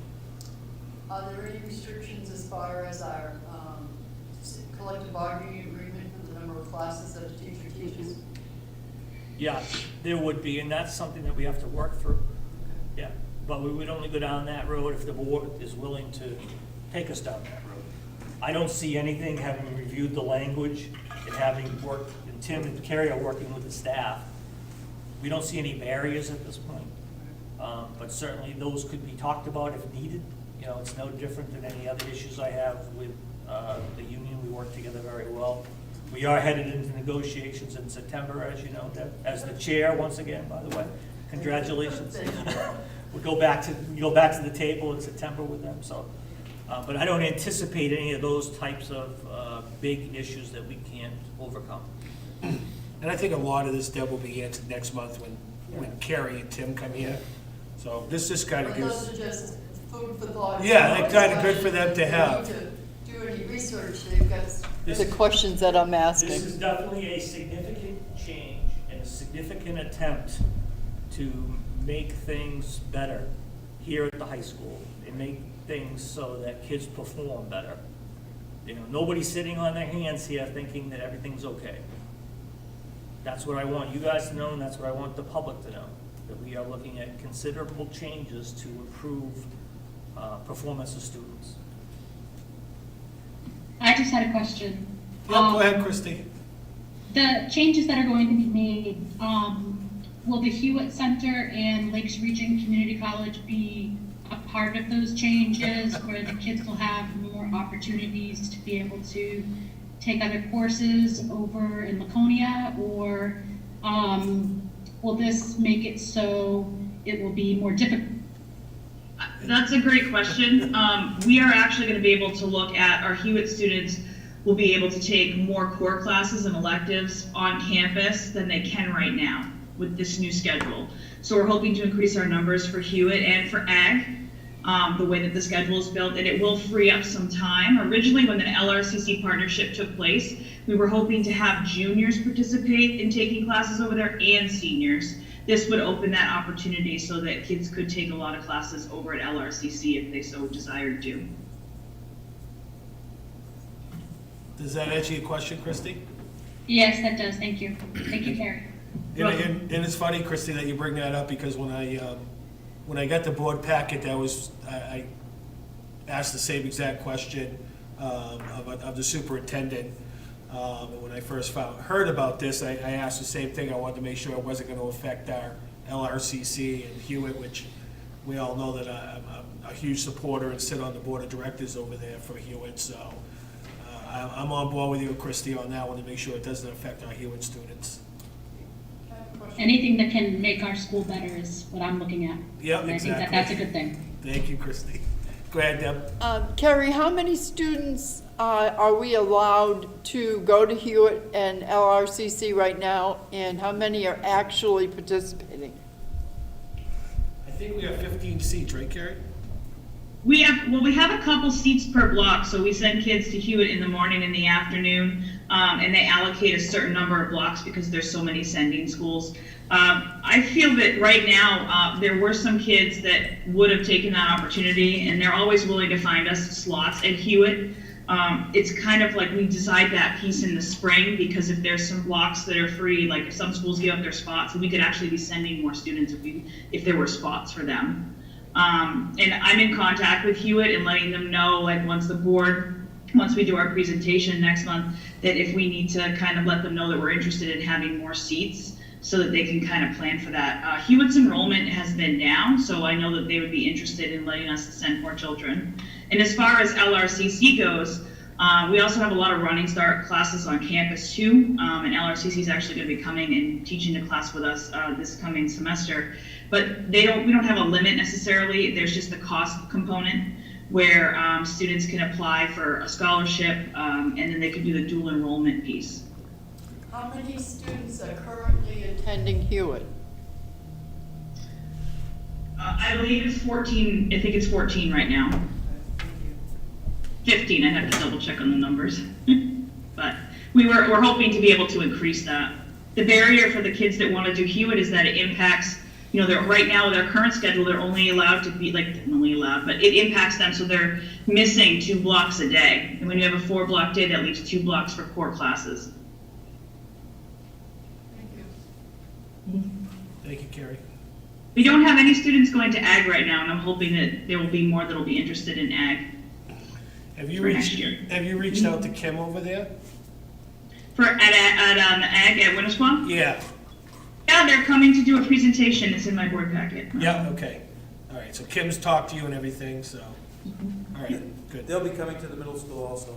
Oh, they will? Yeah, the snow day kicked them out, Okay. but we'll be having them come out to present to our 8th graders and maybe even 7th graders. All right, Yeah. excellent. All right, so that was your introduction, and next month we will come back with the presentation and see where it goes from there.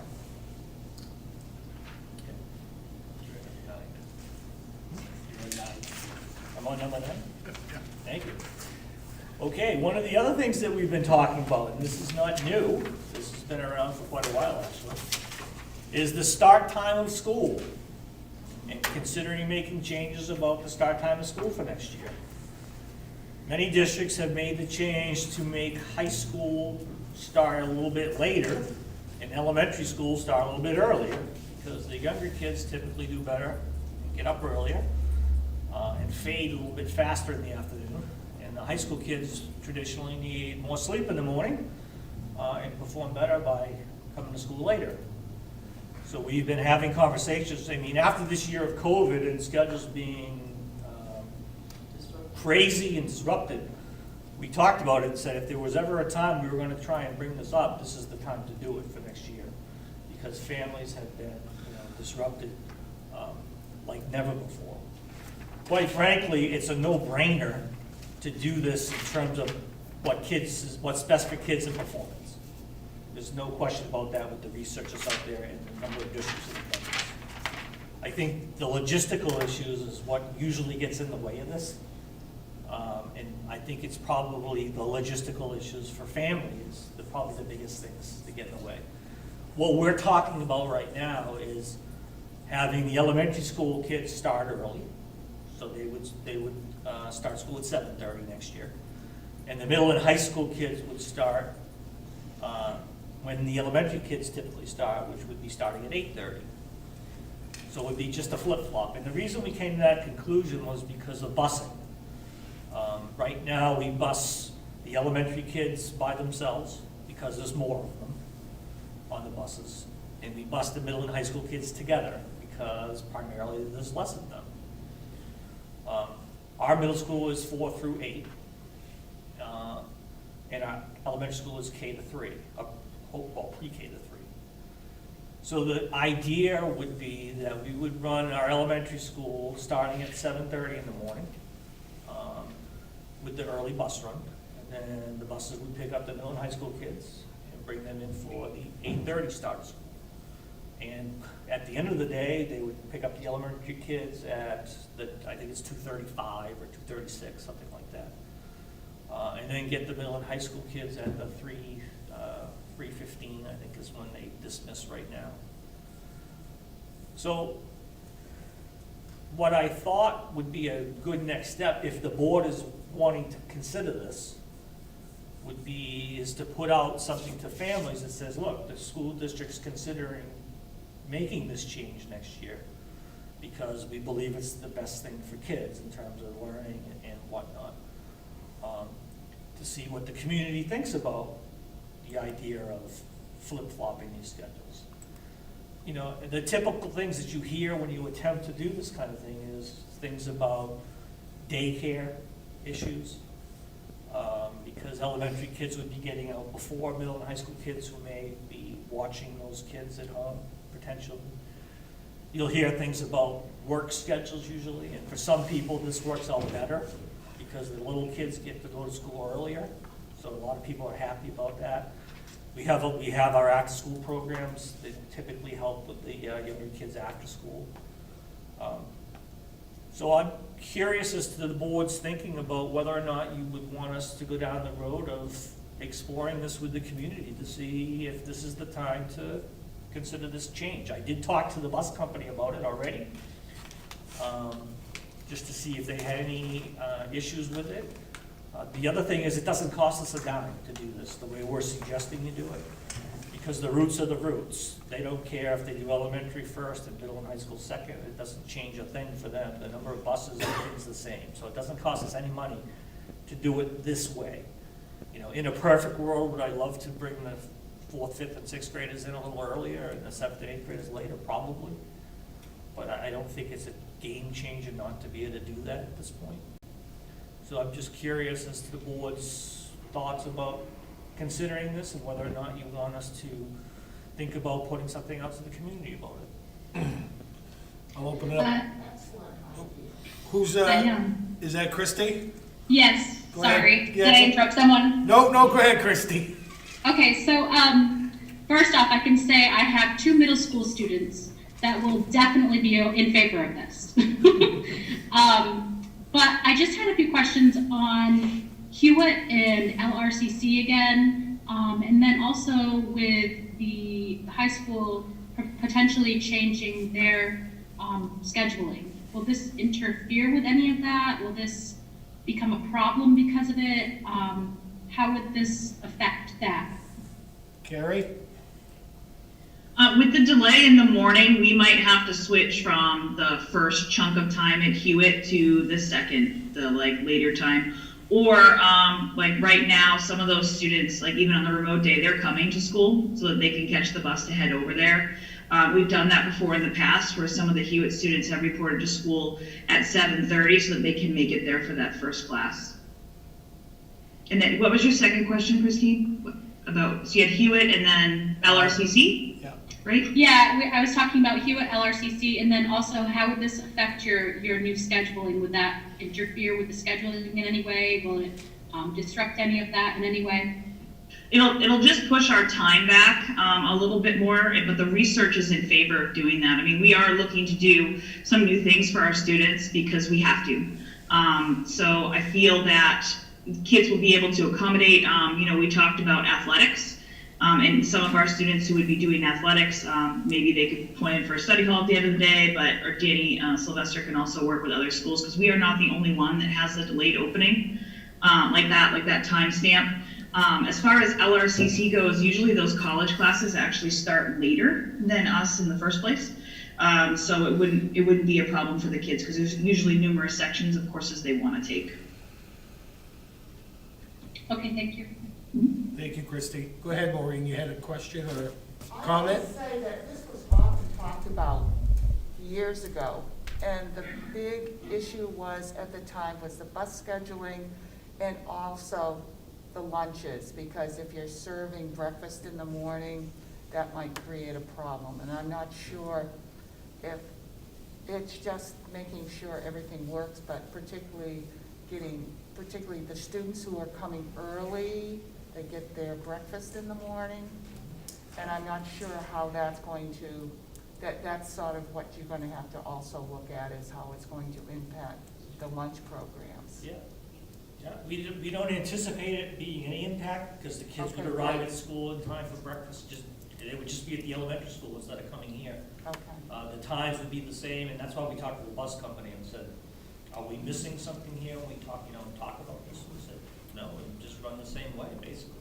So your students would not arrive until 7:30 for the No, early? school would start at 7:30. Okay, so that means their arrival will be like at They start between arriving at 7. just like they do here. Yeah, they arrive at 7 o'clock, they come to the high school.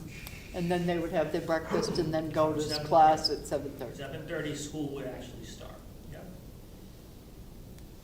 Kathy, I don't know if you heard Maureen's question. Her question to Dan was just some concerns about the lunch or the breakfast program at our elementary school. Yes. Based on, okay, I just want to make sure you could hear her. And Dan's answered that. I think it's a good idea, having my grandson trying to get up to leave for 7 o'clock or what have you, it was horrendous, and it was late most of the time, so I think teenagers they require more sleep, or they're just not early birds anymore. Or maybe we never were early birds. I know I'm not too crazy about getting up too early. Well, it comes back to, if we keep doing the same things, we're gonna keep getting what we get. So this is another significant change, because it impacts the whole district.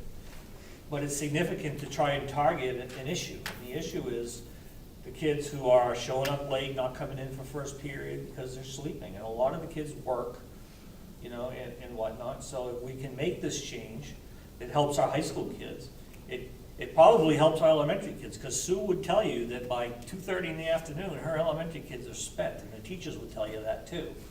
You know, and we're keeping them there till about 3:10, 3:15. So, I mean, I think in some ways it helps them as well. Sue, I don't know if you want to speak to that.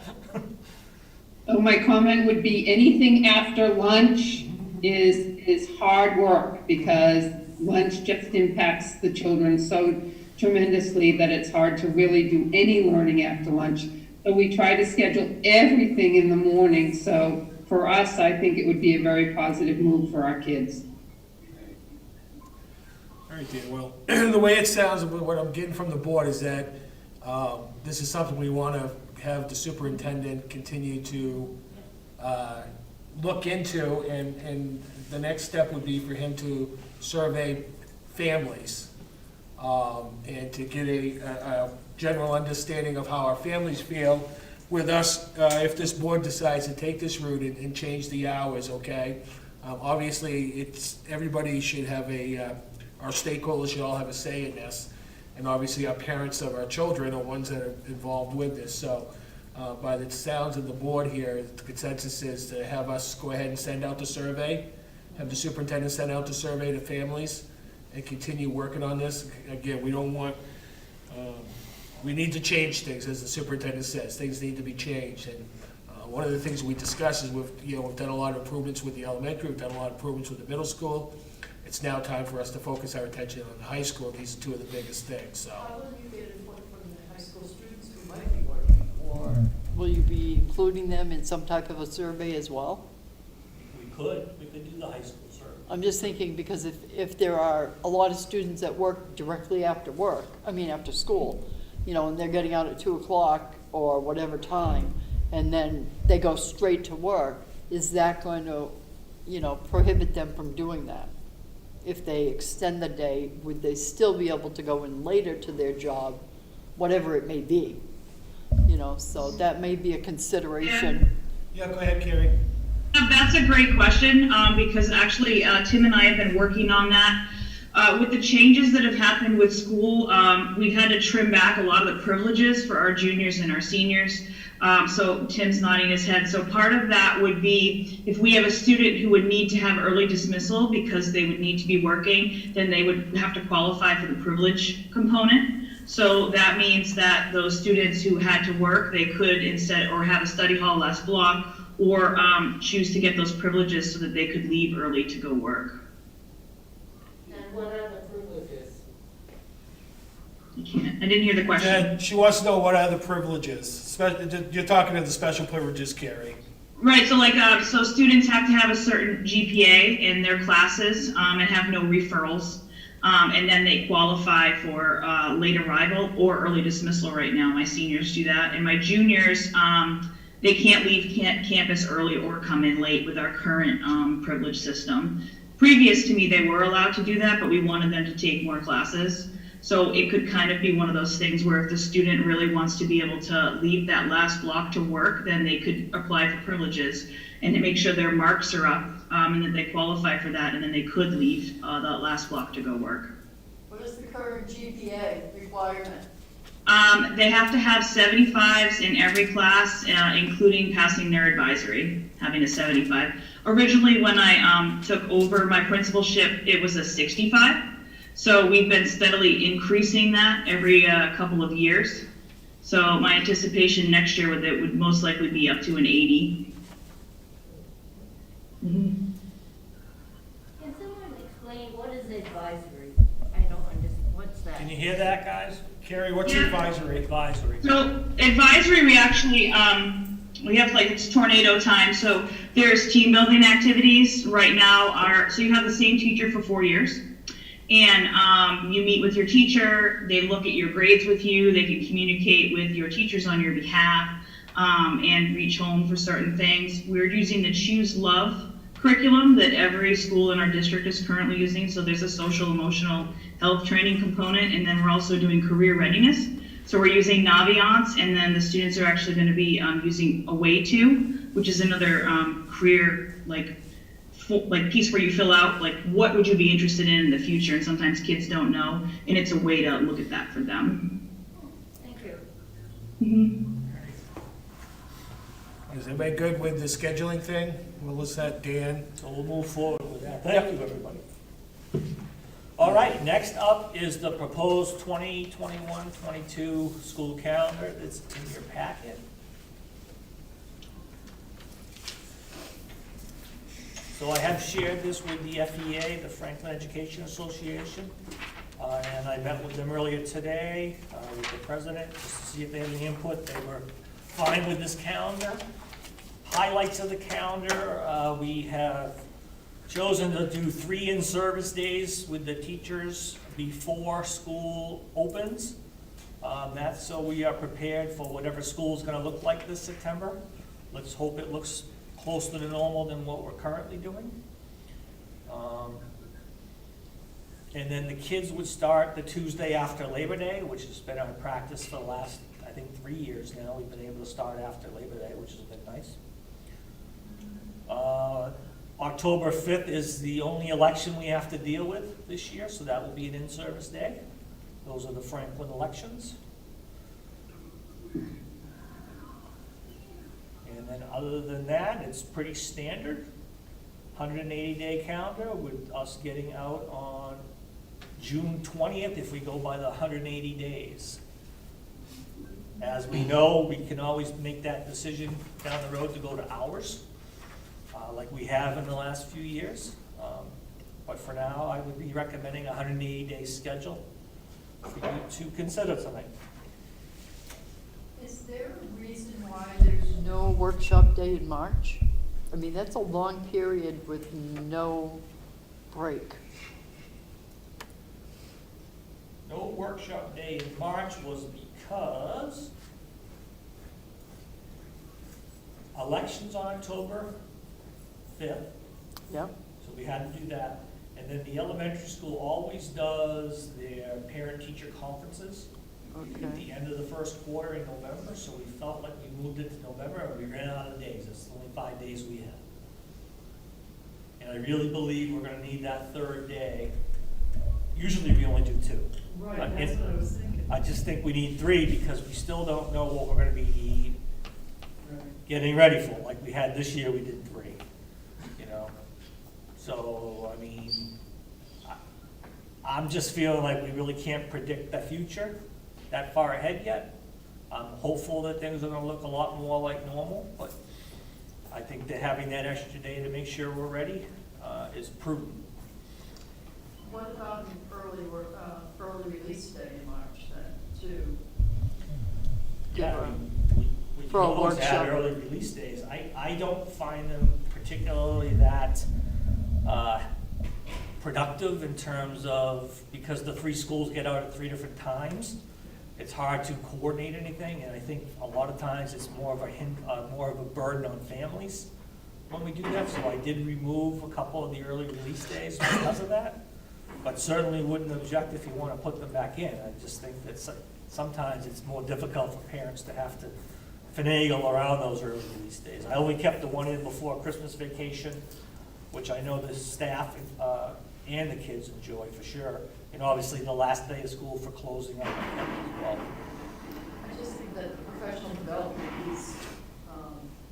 is lacking, not having the ability for, each school to have the opportunity for their teachers to work together on a specific, like curriculum or something with wellness, on any day, so.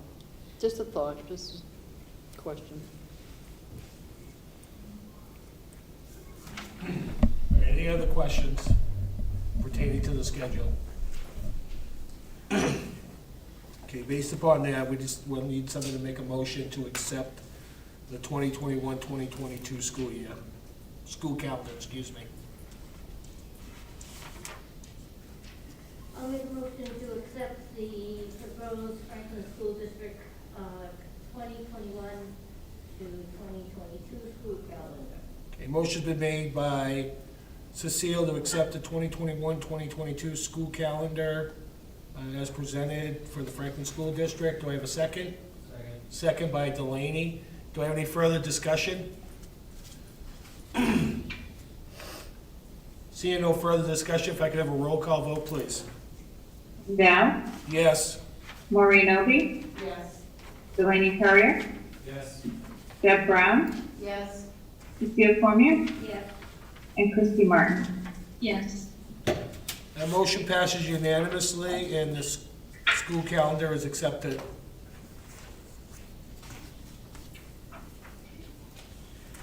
Okay, thank you for that. We'll get that out to everybody. And then the last item on my list tonight is the NHSBA, New Hampshire School Board Association, proposed resolutions. So Deb Brown is our representative, your representative, to that group that is meeting, what date, Deb? Coming up, right? Saturday. This Saturday. This Saturday. Right. So she needs, 10 to 12. yeah, so she's looking for input from you tonight on the proposed resolutions. I think I had sent them out to you a couple of times electronically. I don't know what's the easiest way, Deb, for you to collect this information. How do you I want would to- give those out to them, and then they can vote on each one. Right now? Want to know? There's only 7 through 14 that we'll need, because the other ones, 1 through 6, are continuing resolutions. This will be the easiest way to do it. Thank you, Deb, for making this for us. This will help.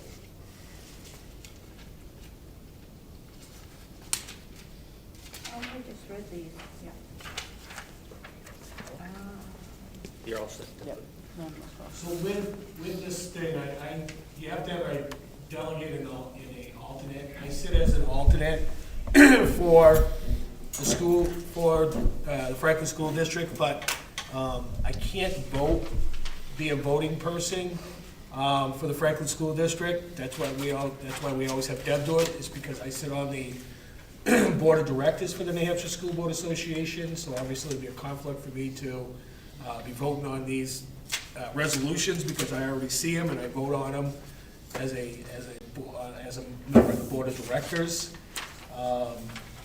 So I will be attending. I will be attending it as a twofold. I'll be attending as an alternate, which doesn't give me as an alternate, you don't have a voting say in it, but I'll also be attending it as a Board of Director. And I've already had my say on these resolutions, so I just want the board to know that, Deb and I will both be on this Zoom meeting this coming Saturday night, or Saturday morning, not Saturday night, Saturday morning, 10 o'clock, but just so you're aware, you have to have a delegate and an alternate, which is myself again, but I won't be voting on any of these because of my position with the New Hampshire School Board Association.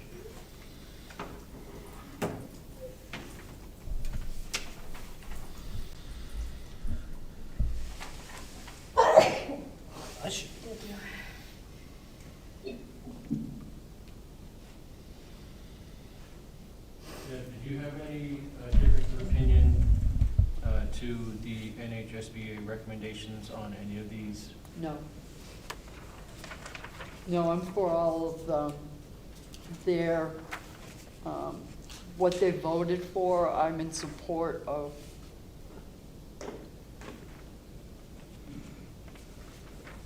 How about the last two that Yeah, came in yeah. late and they didn't issue an opinion on it? I'm not familiar with what, ideas have come in or discussions have been on those two. So I don't know, that there would even be a vote on it, would it? No, like, right now, because it came in late, it's been a past practice to see if the delegates want to bring this forward, okay? So the delegates will vote on whether they even want to bring this forward, this proposal. Obviously, the calculation in disbursement of IDA funds, that's federal funding. We're not, this New Hampshire School Board Association ain't gonna be changing anything when it deals with that, okay? That's already been taken care of on the federal level. It was taken care of through the New Hampshire DOE. It dealt with, kids going to different districts from different, cities and towns. So, the board of directors didn't take a stand on it, but obviously it's a federal thing. It will be up to the delegates to decide on Saturday whether they even want to listen or entertain this proposal, or whether Nottingham will have to put it back onto a resolution for the following year. So it's the same thing with number 14. Again, differential aid based on free and reduced numbers. Again, that's something that's already being looked at on a state level. So again, the board of directors didn't take a position because of the late, being submitted to it on a late. Can you Okay. touch base on what's happening at state level on that? Because I think we talked about this last month a little bit. Yeah, the state level's still looking at it. They haven't, there is some bills that are being put out there to possibly keep the differential aid based on free and reduced to the levels they were in 2019, 2020. So that has to be a legislative act for them to do that, okay? Because it's all based, that all bases into the adequacy formula. So there is, those numbers are being watched, and that bill will be brought forward into the legislative, but that's what they're looking at right now, is to try to go back to the numbers of 2019, 2020. But again, that has to be legislatively done for the differential aid. So I guess on these two, I would be looking for the board's opinion whether I should accept it being put onto the vote that day or not. Would that be correct, Tim? Yes.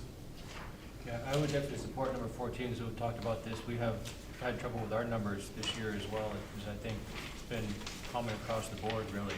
Everybody's numbers are down, so we're gonna have everybody's gonna have a lot of trouble if they base the aid on this year's free and reduced numbers. So as the article was presented to, in the packet, would you be in favor of or against? Yeah, I'd be in favor of, yes. Of 14. Number 14. Yeah. Me too.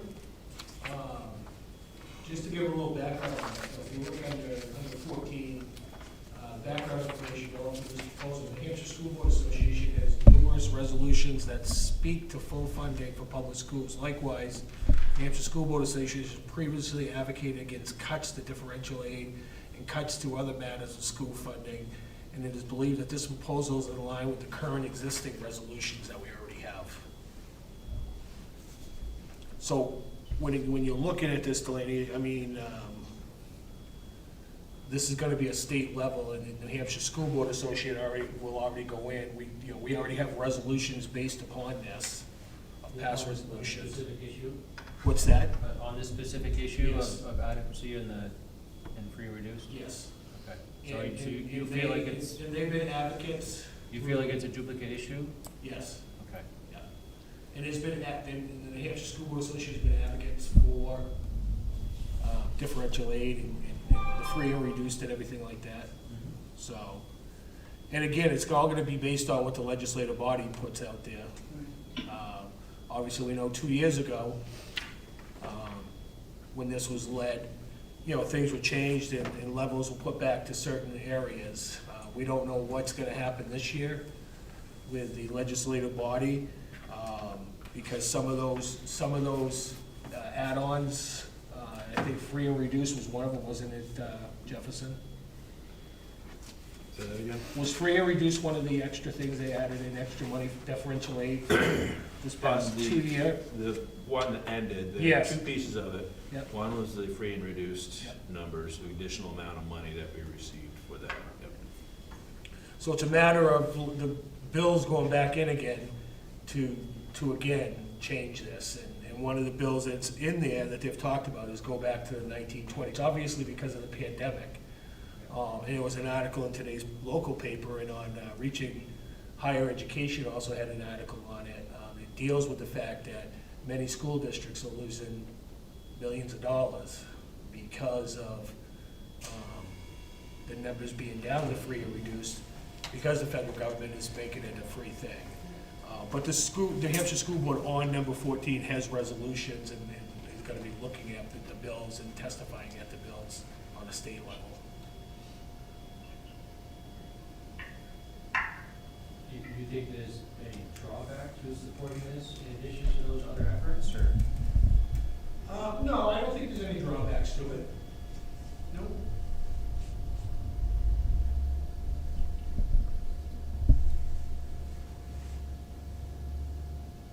You think that by endorsing it, that it would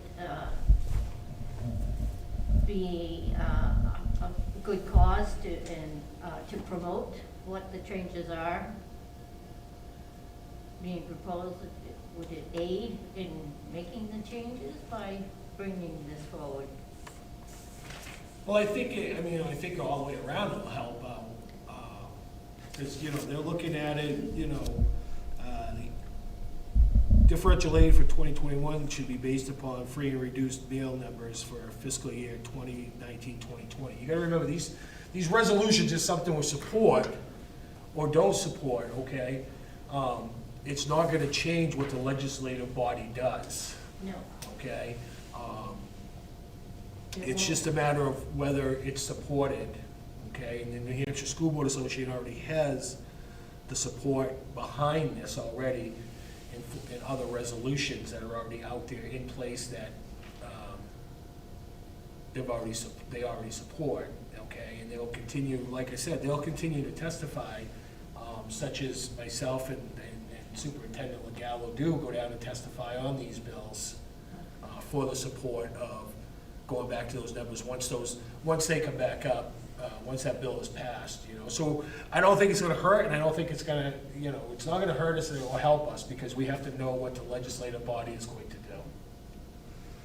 do. And then it also depends on the majority of the delegates, whether they want to accept it, okay, and bring it forward, so that, we won't know that until Saturday either. I mean, Deb can say, well, I'd like to make a motion to accept this resolution through the Manchester Board of School Education, okay? And get the second, but then there has to be a 2/3 vote for this resolution to be brought forward, because it was submitted late, that's why, okay? And generally, when they're submitted late, they don't No. go anywhere. That just forces the districts to be on time and get them in prior to the deadlines in order to be able to, for the New Hampshire School Boards Association, to be able to discuss it, and the board can make their recommendations or not, and rationales. I'd still like to support it. I don't see any drawbacks to any negative side to supporting this one. What about the rest of them? Do you want to give me a consensus or a vote, or how do you want to do it?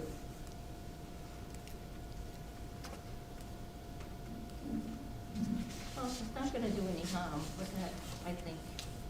It just brings it forward No, you gotta start with all of them. I need. Oh, all of them. All Oh, of them all have right. to be, Okay. you're gonna tell me what to do here. All right, well. As a group. So on the first one, as Deb said, number 7 with Conval, it's not supported by the New Hampshire School Board Association Board of Directors. Do you want Deb to support it and go in the same route?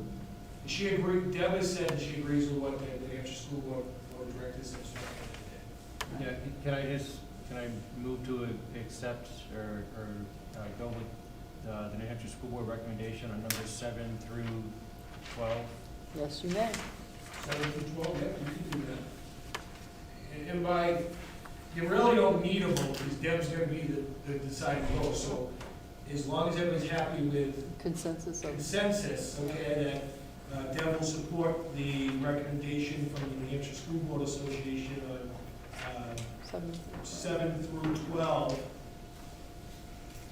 And then Deb can make her recommendation, no one makes a recommendation or a second, then Deb, by all means, as the delegate here, can recommend that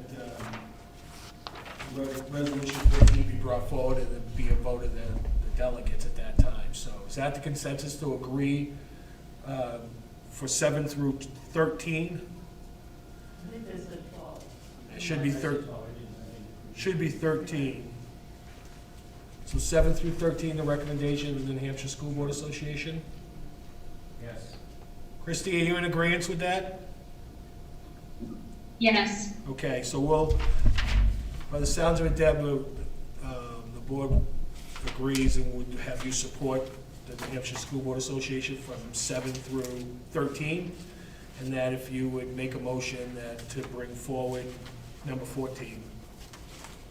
Yeah, I'd like to move to support bringing forward and a yes vote on number 14. All right, you got it. And we're gonna bring forward, Christie, number 14. Deb will, as our representative, will bring forward to support resolution number 14 that was given to the New Hampshire School Board Association. Unfortunately, it was done by the Manchester Board of School Board, but it came into the New Hampshire School Board Association after the deadline. So based upon that, the New Hampshire School Board of Directors does not take action on it and is put before the Delegates Assembly, and someone from the Delegate Assembly can make a recommendation to support that resolution, and we're gonna ask for Deb to recommend to support it and bring that resolution forward. Would be number 14. Are you okay with that? It's differential aid based on free and reduced numbers, Christie. Yes, I'm good with that. Okay. Deb, you good? All right, Deb has her guidance on that. Excellent. That is all I have. Nothing else, Dan? That's enough. I have something for a question. Okay, go ahead. Of course, most everybody knows I work for another school district. And we got today that New Hampshire NHRS has some bills that are being brought forward for monies to be, if I can find it. House Bill 274 to provides the state shall pay 5% of the local employer contributions for Group 1 teachers and Group 2 police and fire. Have you heard any scuttlebutt about that yet? I've heard nothing about that yet. Oh, okay. There's a whole bunch of House Look it up, bills though. that are coming up. 274, 390, 497, 536, and 619. They don't all align with school, but that first one did, and just to be aware that, to kind of watch those to see if there's anything Look it that up tomorrow. could help us. That was it. Any other questions based upon the superintendent's report? All right, excellent. We will move on to Jewel with our curriculum report. So everything was in my report that the board should have received. I did include the communication data for the month, even though we didn't have any committee meetings, just so people would have that monthly update. Everything else is in there unless people have questions. I did include the mentoring agenda. We did just have that meeting last week, but my report was already submitted. I do have the minutes from that meeting as well as the Lakes Region CIA meeting I attended on Friday. If anybody wants a copy, I can certainly get those to you. Does anybody have any questions for Jewel, based on her report? Jewel, the one thing is on the portrait of a graduate. Yep. I apologize, I know they're looking for school board, I was gonna be at the last one, at the last 15 minutes before the meeting started, my granddaughter showed up at my house, which kind of took me away from that, but I did reach out to Carissa. Yep. Told her I'd be at the next one. I also did a Video. with Yep. Carissa, so that's all done, she sent it to me, so as long as all goes well, I will be on the next Zoom meeting for the portrait of a graduate. Great. Yeah, I put that in there. It's next Wednesday. Yes. All right, any other questions for Jewel? All right, we're good with Jewel, thank you, Jewel. Yep. We will move on to Rebecca with our special ed report. Rebecca. All right, so I know we already talked about the compliance improvement progress monitoring process. I hope I said that right. So I just wanted to say, I put in my report that it started December 19th, but it actually started about 4 or 5 months prior to that. So we've been involved with the DOE in this process for well over a year and a half. We just had a lot of time to prepare for the initial on-site. So again, I put in my report that case managers had to do a lot of work for that. We were able to select special ed files and pick them and go through them and mark them and using the rubrics provided by the DOE. So a lot of work from case managers. And I definitely want to, let everyone know that they were actively involved in the process. The other piece that I wanted to talk about was the funding that I've seen an increase with the Medicaid. We've already surpassed significantly what we did last year. So last year we received $36,000 in Medicaid, and already this year we're up to $70,000. So when I say Lisa Mutney has been doing a lot in the Medicaid system and working with our rep, that's not an understatement. She's done a lot of entering in the system to make sure that we're able to bill and everything is on the up and up. So I do credit her work to a lot of the money that we're seeing right now. And then the other piece is we received, again, Jefferson already talked about that, $50,000 or so above what we anticipated for special ed aid. Again, we had to do some heavy editing and working with the DOE to ensure that two of our students' documentation was accepted. It was a lot of fixing things that we just were unaware that needed to be fixed, but we did it together as a team. And again, I appreciate that Lisa, in working with myself, we were able to get all that information into them on time. It was a lot of work on our end, so that's a really big deal, and I'm happy to see that it paid off. So. Excellent.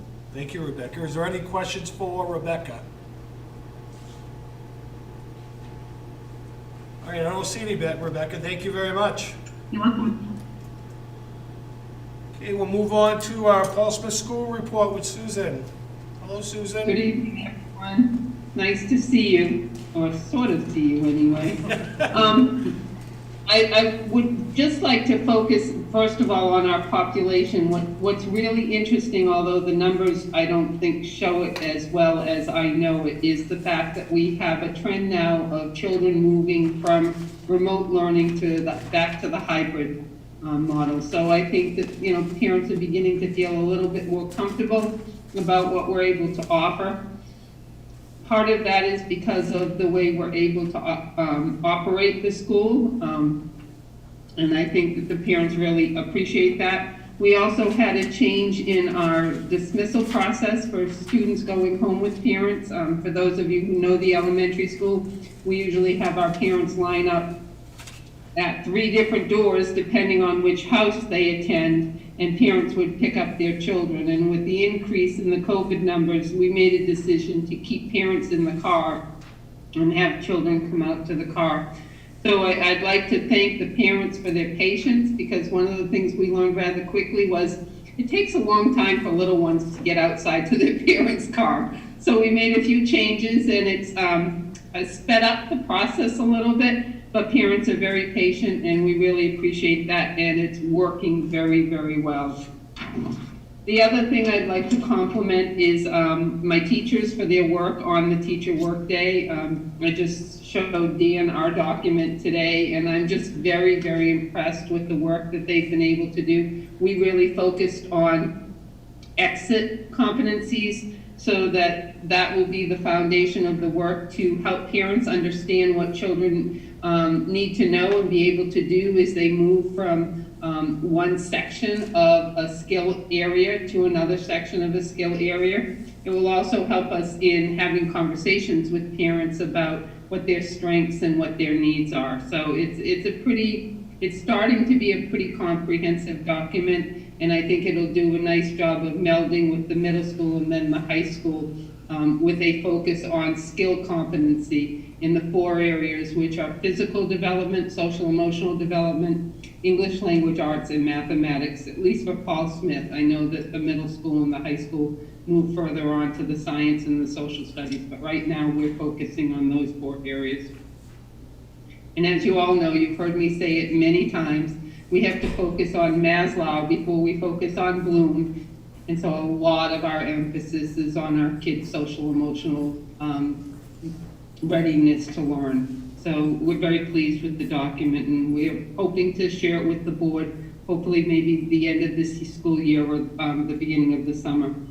I also am going to ask the board for an action. We had Andy LeBray, he is the Special Projects Coordinator for the Community Action Program for Belknap and Merrimack counties. And he showed up at Paul Smith School the other day with approximately, it was either 10 or 12 boxes of hockey jackets. We tried to look up the value of one jacket, and it's somewhere between $100 and $150. And we have over 100 jackets. So based on board policy, that needs to come before the board to accept the donation, but I also want to publicly thank him for thinking of us. We have jackets from the size of extra, extra small all the way up to extra large, and they are phenomenal jackets. So 2 things. I want to thank Andy for thinking of us and bringing us these wonderful jackets. And then I'd also like to ask the board to accept the donation, because it does equate to over $1,000. All right, so do we have a motion? Can we get a motion on that from the board, please?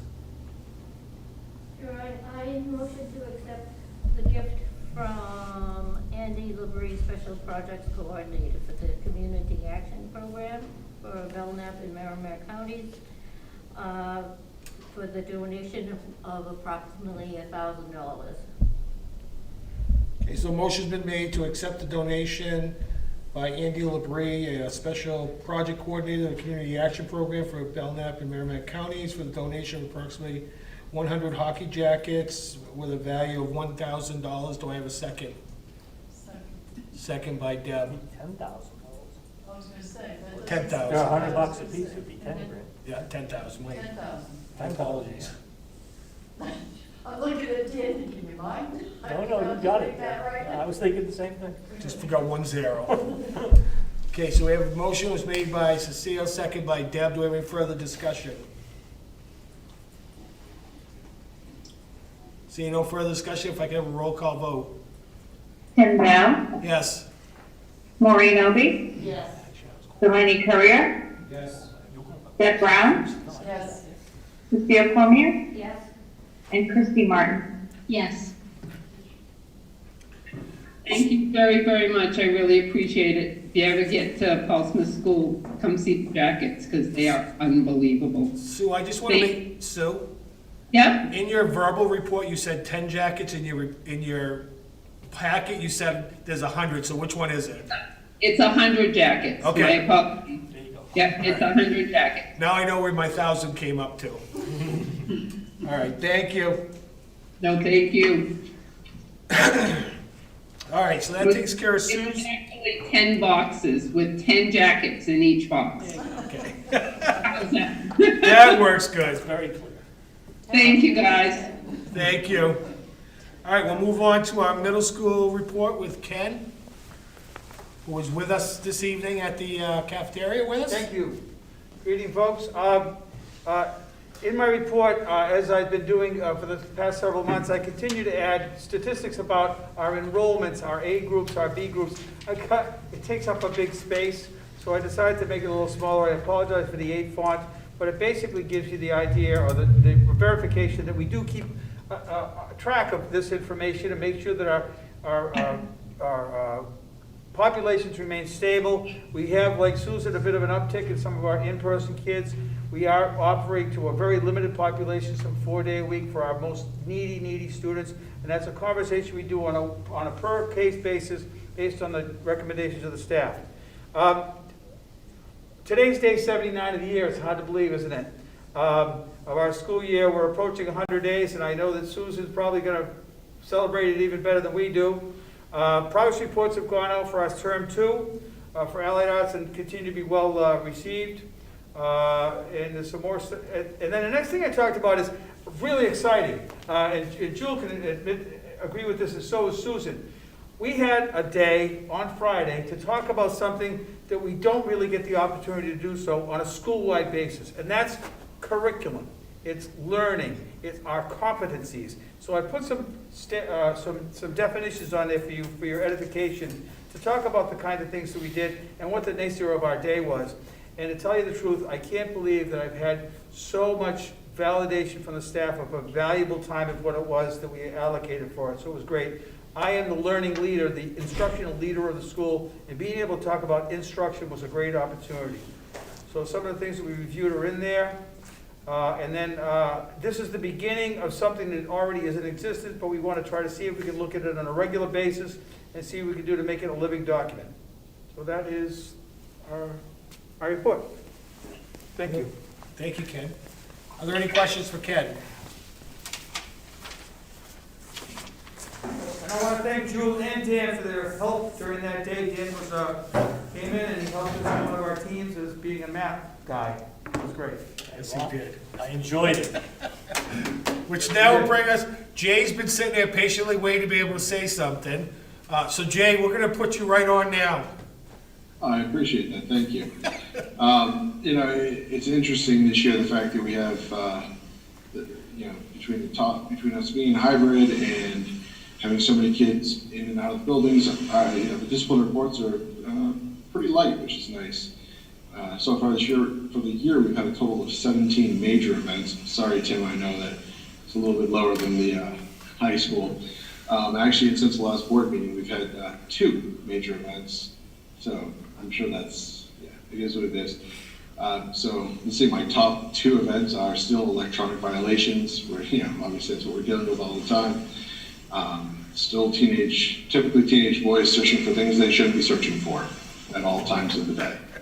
So that's what I'm dealing with all the time. But that's where we're at. Any questions? Gonna love middle school boys, huh? Oh, yeah. All right, any other questions for Jay on discipline? Thank you, Jay. All right, we'll move on to our high school report with Carrie. Good evening. Sorry if you've already heard a lot from me tonight. The board has received data that they had requested, so that data is in the packet for you guys for this month. I wanted to point out just a few things. Those of you many of you are in the cafeteria right now. I wanted to say a thank you to Jerry Cushing and Travis Follinsby for painting our dark blue school colors and refreshing our doors in the cafeteria and on the first floor. They look gorgeous, and our students and our staff and anybody else who's visited the building has said that. So I really just wanted to recognize them and their hard work for us and their spirit. I'd like to say a thank you to Barb Slayton for doing our mental health first aid training on Friday last week. I really appreciate it. It was a lot of work for her to get the online components put together, which is different from what the fall had been. So we really appreciate your efforts for that, Barb. As I mentioned before, Winnisquam Agricultural Program is doing presentations for both of our cohorts. It'll be virtual. So February the 16th and February the 18th, we're hoping to increase our numbers for next year at the ag program.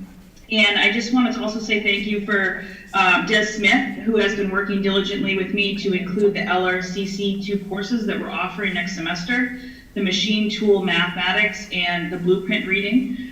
She's been working with scheduling and then working with families and students to make sure they fill out the proper paperwork.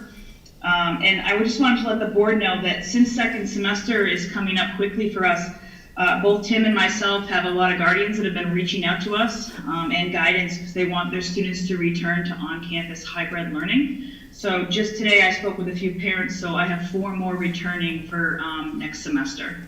So we've seen that quite a bit, and we've had an uptick of students going to the library on their remote days so that they can work on campus.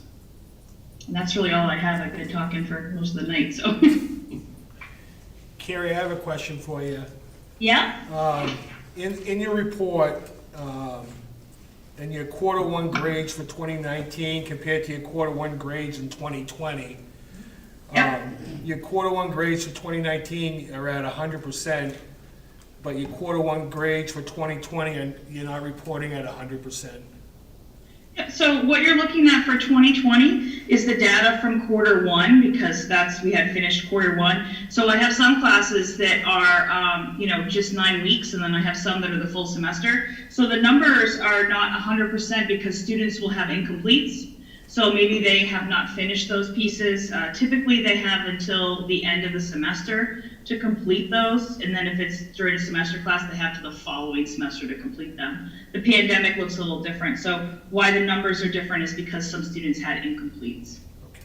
And they're working on them now to get to, so that those numbers will change. I think they're working on their incomplete. Yeah, and that's some data that I could bring back to the board for next month, knowing that the students will have till the end of second semester to complete some of those. Okay. Yeah. All right. And we are seeing a little bit more incompletes for some students right now who are struggling with the remote learning. Okay. All right. That's the only question I had on your report. Thanks, Carrie. Is there any other questions for Carrie? All right, thank you, Carrie. You're all set. All right, we're gonna get into policy. Is there anything else? Tim. You forgot Tim. Tim, I knew I forgot. Hey, buddy, how are you? How did I forget you like that? You guys already heard from me tonight, so once is enough, right?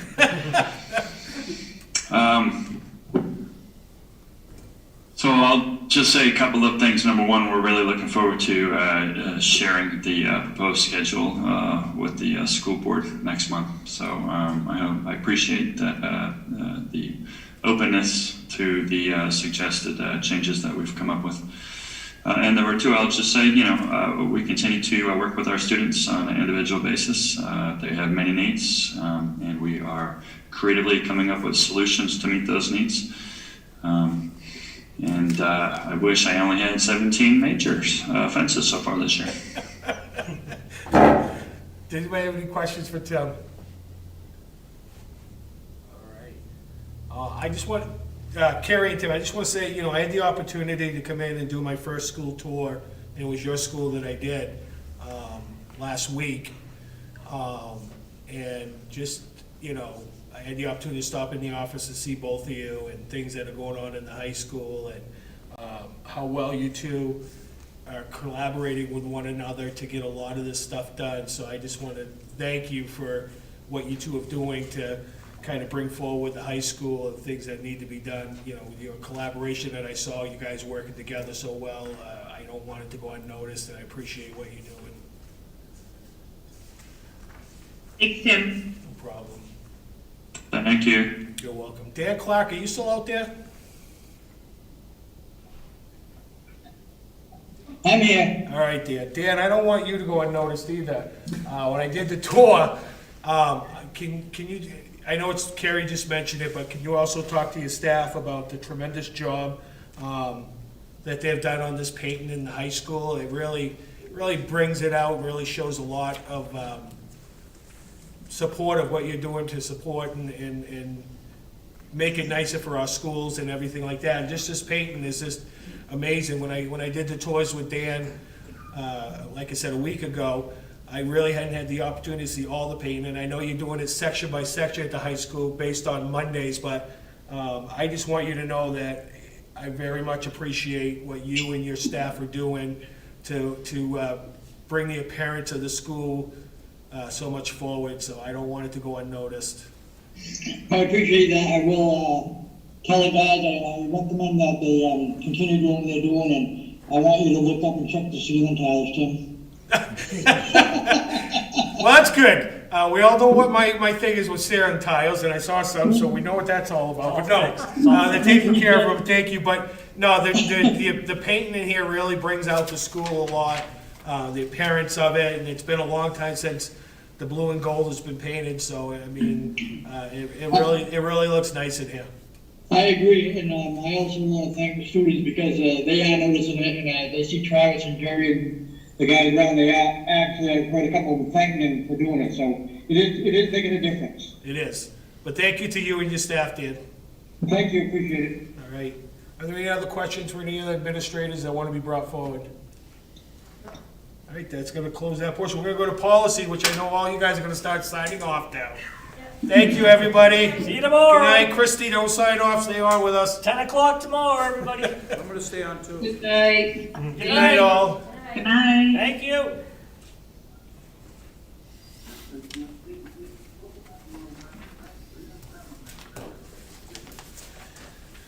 Okay, our policy for tonight is just a second reading and approval. I know Maureen and Christy will not be able to on the second reading and approval. Have you read them over already, Maureen? I read the old ones. Okay. Have you had the opportunity to read the new ones that we're going to do second reading? Okay. Christy, have you had an opportunity to read the new policies? No, I haven't. All right. Then I'm gonna recommend that we table this. Okay, well, I have questions, I can give you the questions that I have, and then you can. Yeah, if you can send those questions We'll to do it for Dan. next week. Can we? Well, I can just give real quick, this, real simple. For KCD, which is the, Public gifts. public gifts ones, the first part of the section where it mentions the money, it still says 500 instead of 1,000. Fourth paragraph, first line. KDA, public information. There is a statement regarding an annual report in the number 1. I've never seen or heard of it. Can you, It's coming.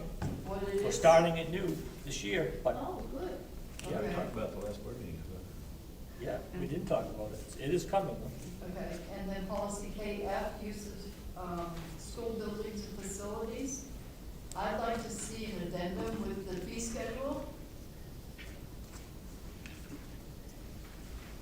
Because that's, I mean, it refers to a fee schedule, but there's nothing there Sure. to look at. Those are my 3 things. Thank you.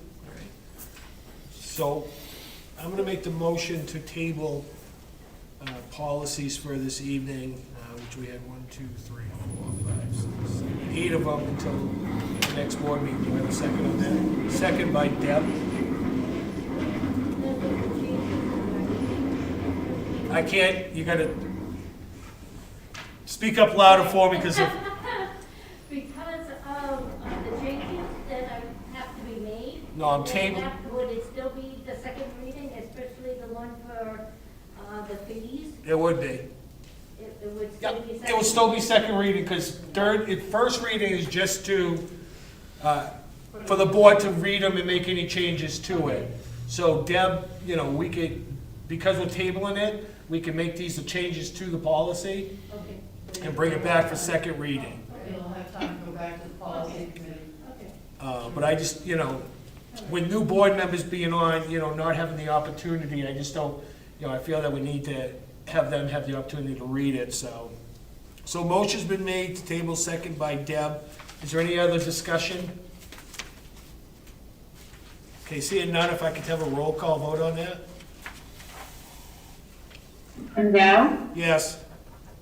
Maureen Obi, Yes. Delaney Courier, Yes. Deb Brown, Yes. Cecile Cormier, Yes. Christy Martin. Yes. Okay, motion passes unanimously. Policies are tabled till next meeting. Okay, agenda item 12, the late items. Do we have any late items, Stan? No later. No late items. Public participation, I have nobody within the cafeteria at the high school. Dan, you have any emails or texts? So I'm checking right now. Okay. Come on. We are good. Okay, there is no public participation, the superintendent has no texts or emails sent to him. Are we in the need for a non-public this evening?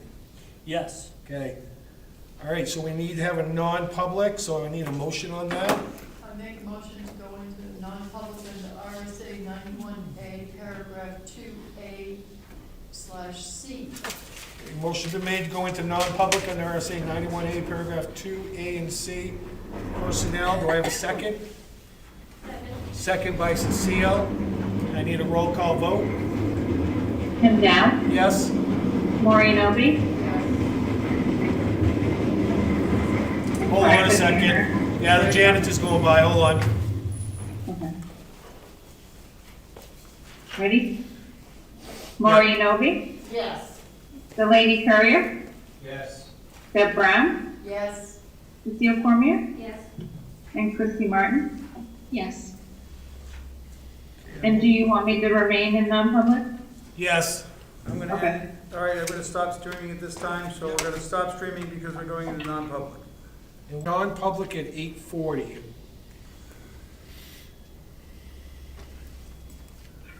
And those in non-public will be Jefferson, Dan, Jewel, is Ken staying or is Ken going?